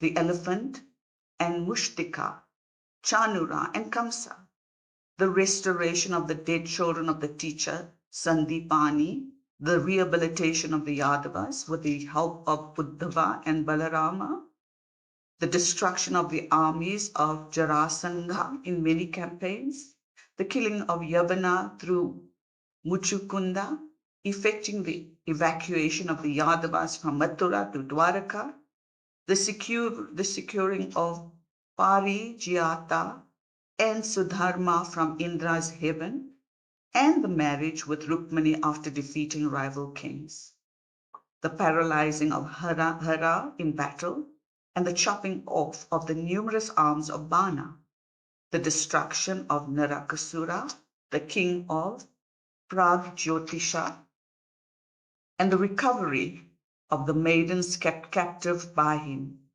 the destruction of Sisupala, Paundraka, Salva, Dantavaktra, Sambara, Dvivida, Pita, Mura, Panchajana, and others, the burning of Varanasi, and revealing the earth of her burdens through the agency of the Pandavas. In the 11th skandha is described Krishna's destruction of his own clan of the Yadus effected through the curse of a Brahmana, and the most illuminating discourse given by Vasudeva to Uddhava, in which the whole theme of the science of the spirit is discussed, and the abandonment of the human body by the Lord through yoga power. The 12th skandha. Next, in the 12th skanda, are discussed the characteristics of the various yugas, the decay of mankind in Kali, the 4 kinds of Pralayas, and the 3 kinds of creation after Pralaya. The death of Parikshit, the institution of recensions of the Veda by Vyasa, the devotional account about Markandeya, explanation of the symbolism of the Lord's form, and the movement of the sun with different groups of associates in the 12 months. O learned one, O learned one, I have now given full answers to all your questions, and the description of the sportive incarnations of the Lord. Start again. O learned one, I have now given full answers to all your questions, and the description of the sportive incarnations of the Lord dominates those answers throughout. Even if a man cries out, O Hari, salutations to thee, in a state of utter helplessness, while falling or stumbling, in the thick of danger, or in grief, or in illness, he will be freed from his sins. The worshipful Lord, the infinite being, makes his presence felt in the minds of people who sings hymns on his excellences, or hears such recitals, and puts an end to the sorrows of their hearts, just as the sun dissipates darkness and strong winds the clouds. The literary productions in which there is no place for the worshipful Lord, the master of all the senses, but deal with only worldly man and matters, are devoid of truth and are ephemeral. On the contrary, such works as reveal the glory of God, manifesting through all life and nature, they promote what is true, what is good, and what is holy. It is that literature which sparkles the excellences of the divine that remain ever novel in its power to delight and charm the mind. It alone can sustain the mind always as in a festive mood, and dry up the ocean of samsara in which man is plunged. However attractive might be the literary beauties of a writing, poem, or song, if it is devoid of all references to an exposition of Sri Hari's world-sanctifying excellences, it is like a mud puddle, which attracts only crows and never the swans. Holy men eschew them, for they care only for where the Lord is and for what reveals his presence. It is such compositions as are embellished by the names of the Lord, the infinite being, which reveal his holy fame and destroy man's sins, that saintly personages here expound and recite, even if there be mistakes in every line of such texts. Even knowledge without the least stain of ignorance does not shine well if it is devoid of the mood of devotion to Achyuta. How can then the desire-prompted karma, or even desireless karma, have any significance unless these actions are dedicated to the Lord and become a part of the practice of devotion to Him? The great efforts put forth for the observance of Varna ashrama codes of conduct, austerity, learning, etc., result only in the acquisition of fame and wealth. But the hearing and chanting of the Lord's names and excellences result in the constant remembrance of Him. constant remembrance of Krishna's feet destroys all evil tendencies in the mind and establishes one in tranquility. It brings about the purification of one's entire being and generates in one love and knowledge of the Supreme Spirit, accompanied with experience and renunciation. O holy ones, you are indeed fortunate beings. Do worship Narayana with unwavering devotion, installing him in your heart.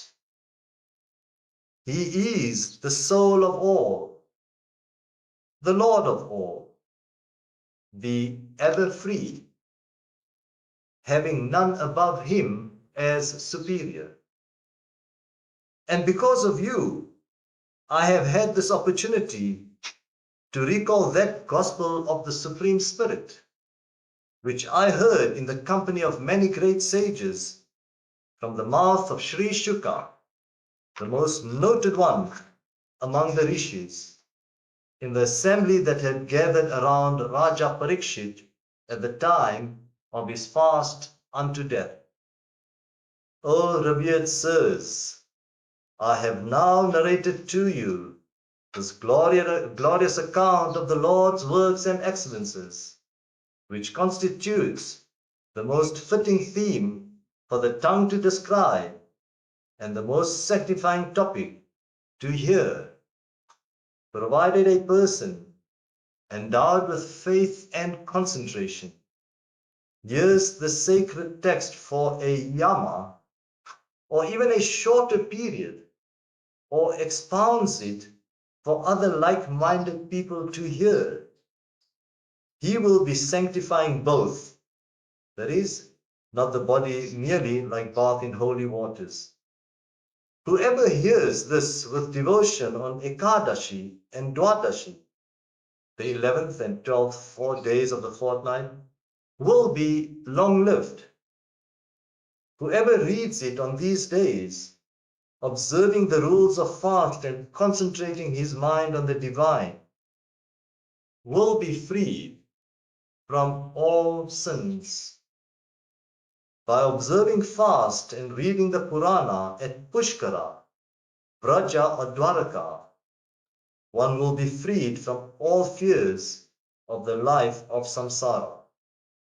Devas, sages, siddhas, pitris, manus, and kings, being pleased with the recital of the Bhagavata, will bestow all that they want on its reciters and hearers.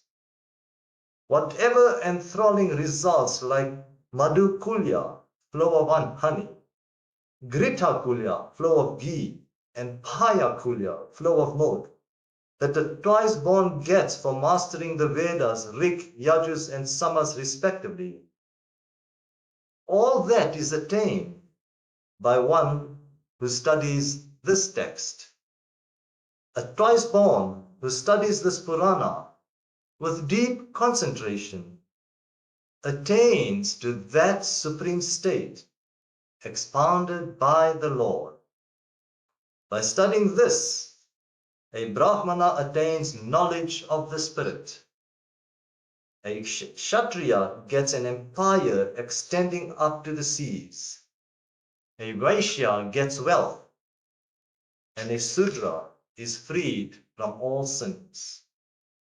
In other scriptural texts, Hari, the eraser of the evil of Kali and the Lord of all, is not described again and again with devotional exuberance as is done here in the Bhagavata, through innumerable stories, anecdotes.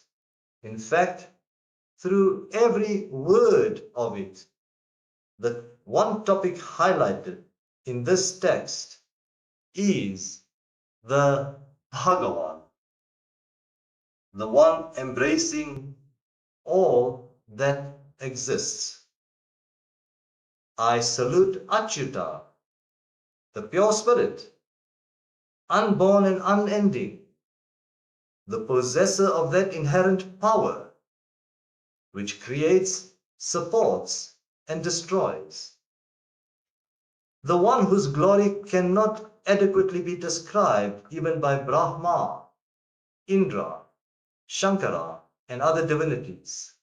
Salutations to him, the pure quintessence of consciousness, and the eternal, supreme, and worshipful divinity, who dwells in everything, and in whom the whole world, the whole of the universe of living and non-living entities, produced by the 9 forces of Prakriti that vibrate with his will, have their being.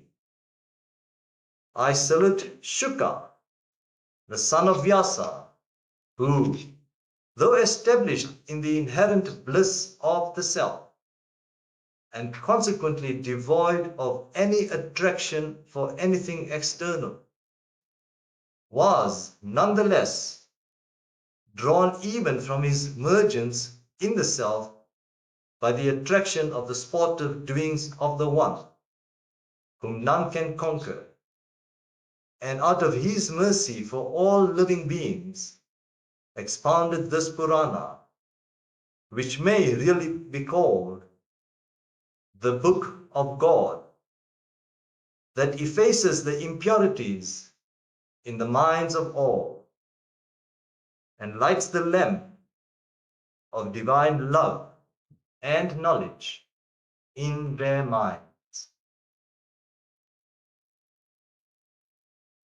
Atha Trayodasha. Concluding salutations. Sutta said, Salutations to the Supreme Deity, whom celestials like Brahma, Varuna, Indra, Rudra, Maruts, and other extol with sacred praises and prayers, whom expert Samatrantas hymn about with the help of Vedas, ancillary texts, Pada, Karma, and the Upanishads, whom yogis see in the mind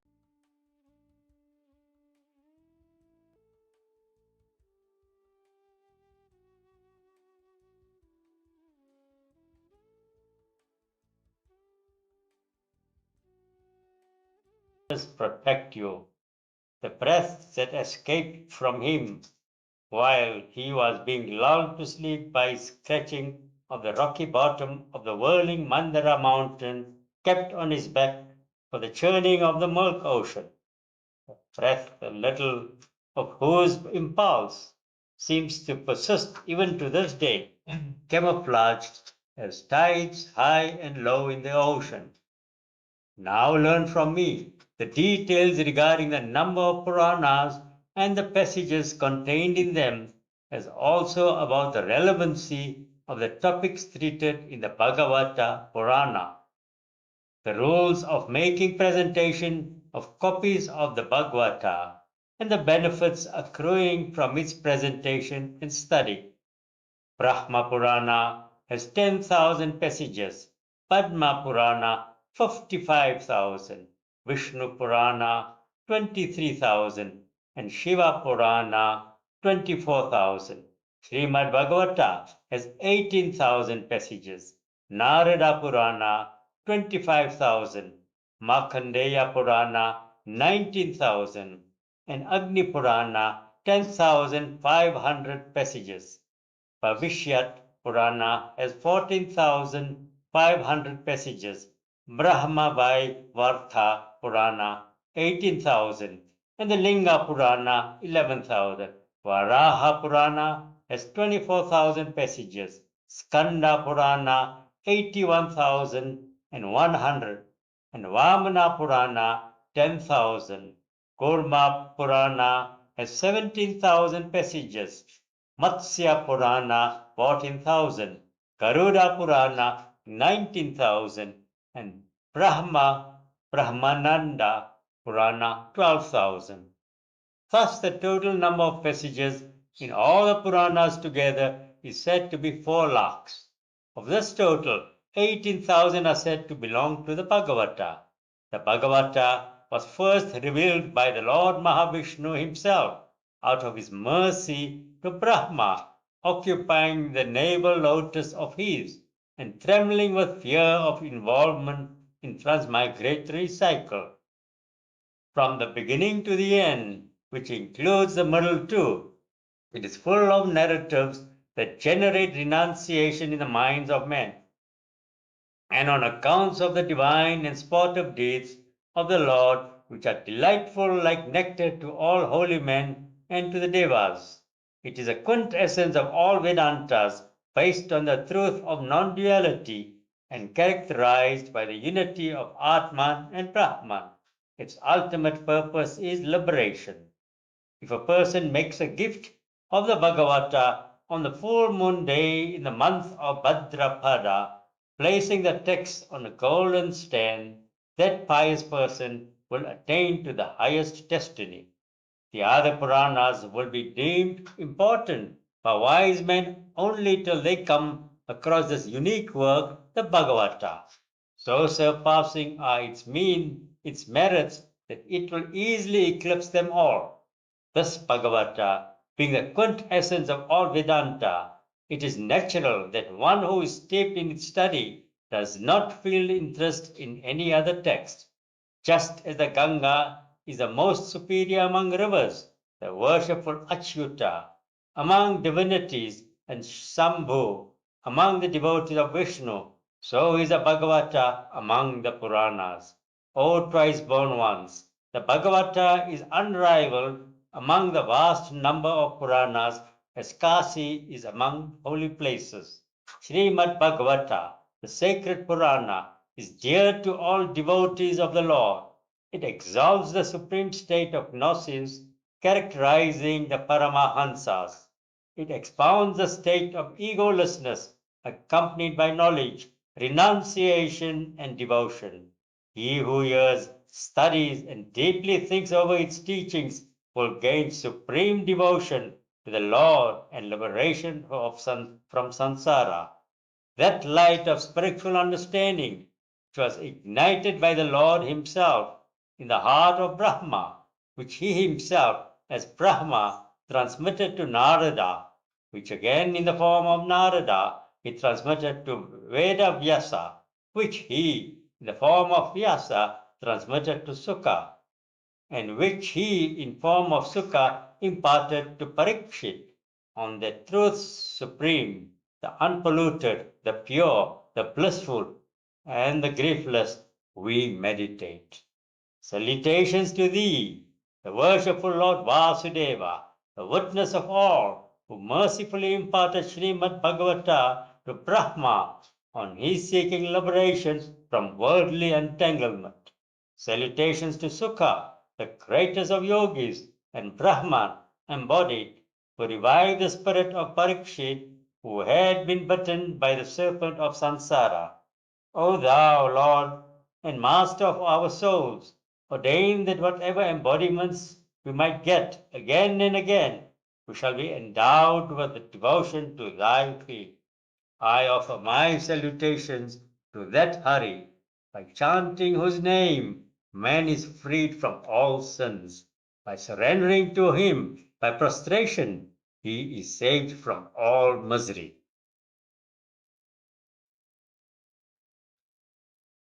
This brings us to the end of the reading. We began the reading 7 days ago by chanting the first 4 verses in Sanskrit.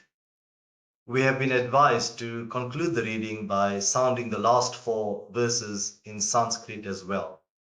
So please extend your patience with us as we attempt to sound the last 4 verses in Sanskrit, and after which we will have a closing prayer, and after which we will bring the reading to a close. So those that are doing the Sanskrit, if you could please come up.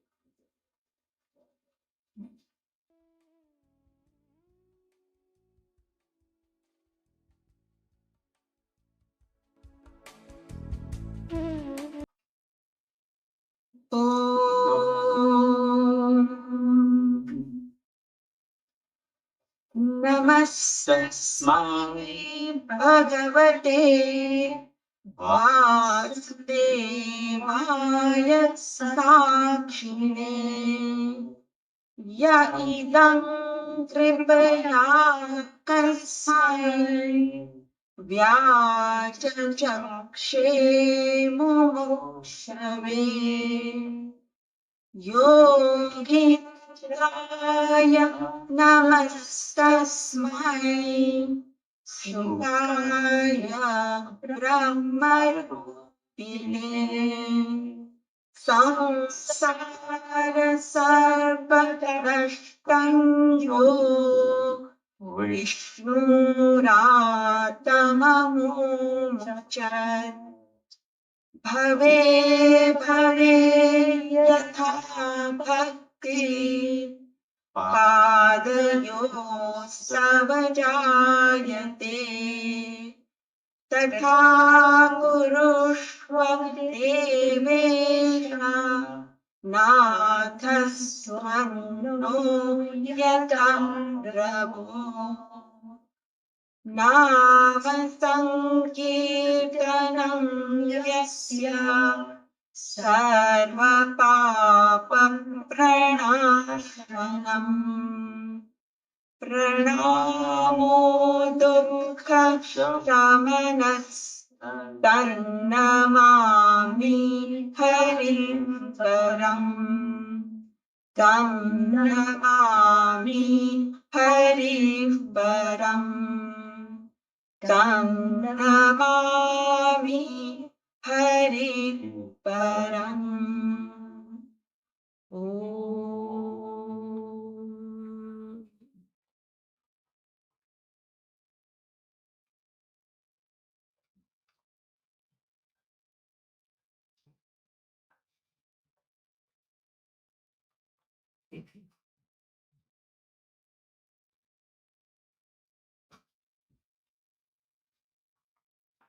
Shrimad Bhagavate Mahapurane Vyasikam Ashtadasha Sahastrayam Paramahamsyam Samhitayam Dashaskande Dwadashaskande Trayadasho Dhyaya.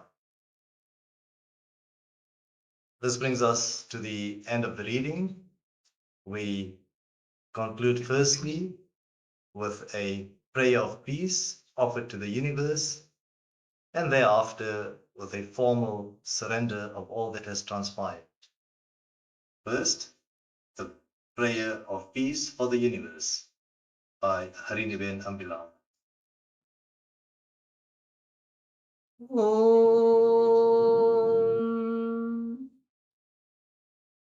Om.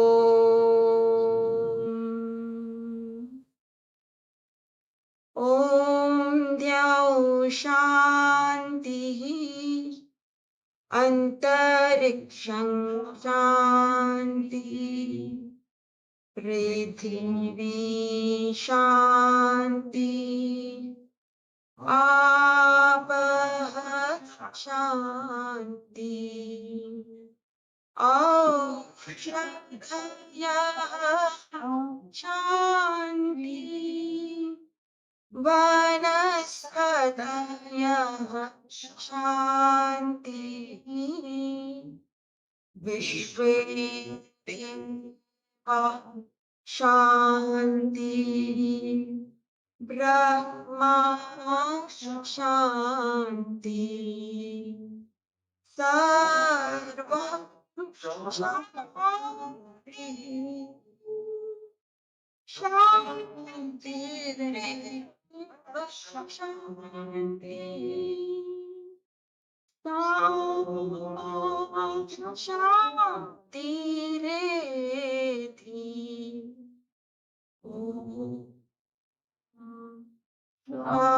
Shanti Shanti Shanti Om.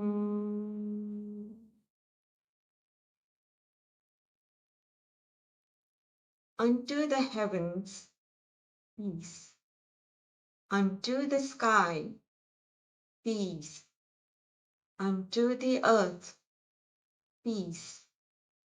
Peace be unto the waters, unto the herbs, peace.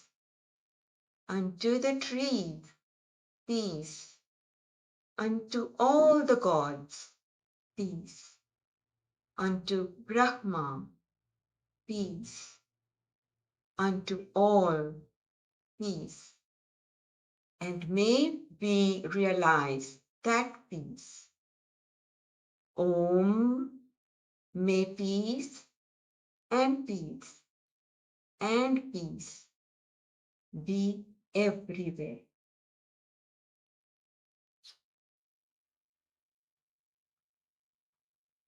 Iti Dvadasha Skanda Samaptaha. Hari Om Tat Sat.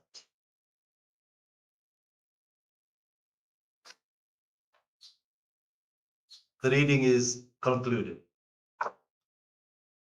The past 7 days has been possible because of the grace of the Absolute prevailing, the grace prevailing in the environment, the grace prevailing in those who made the recital possible, and the grace prevailing and working through those that were able to hear the recitation. We surrender all the fruits of all that has transpired over the past 7 days. We surrender it fully and completely to the one Param Atma.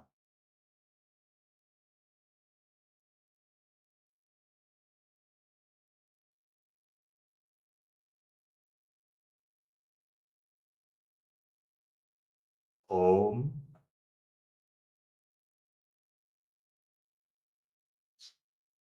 Param Atmane Namah.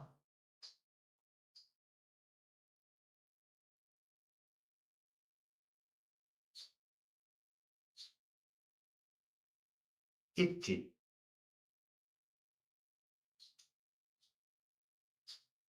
Om Tat Sat.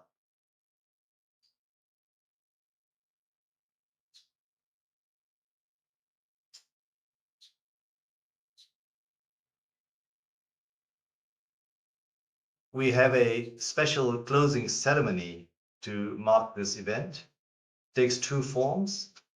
The first of it is we will be paying reverence to the 29 Rishi Munis that have taken the role of Ved Vyasa over the previous 29 cycles of Mahayugas.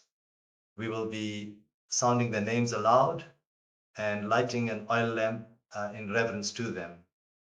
This is a very special event. It spans a journey of 110 million years.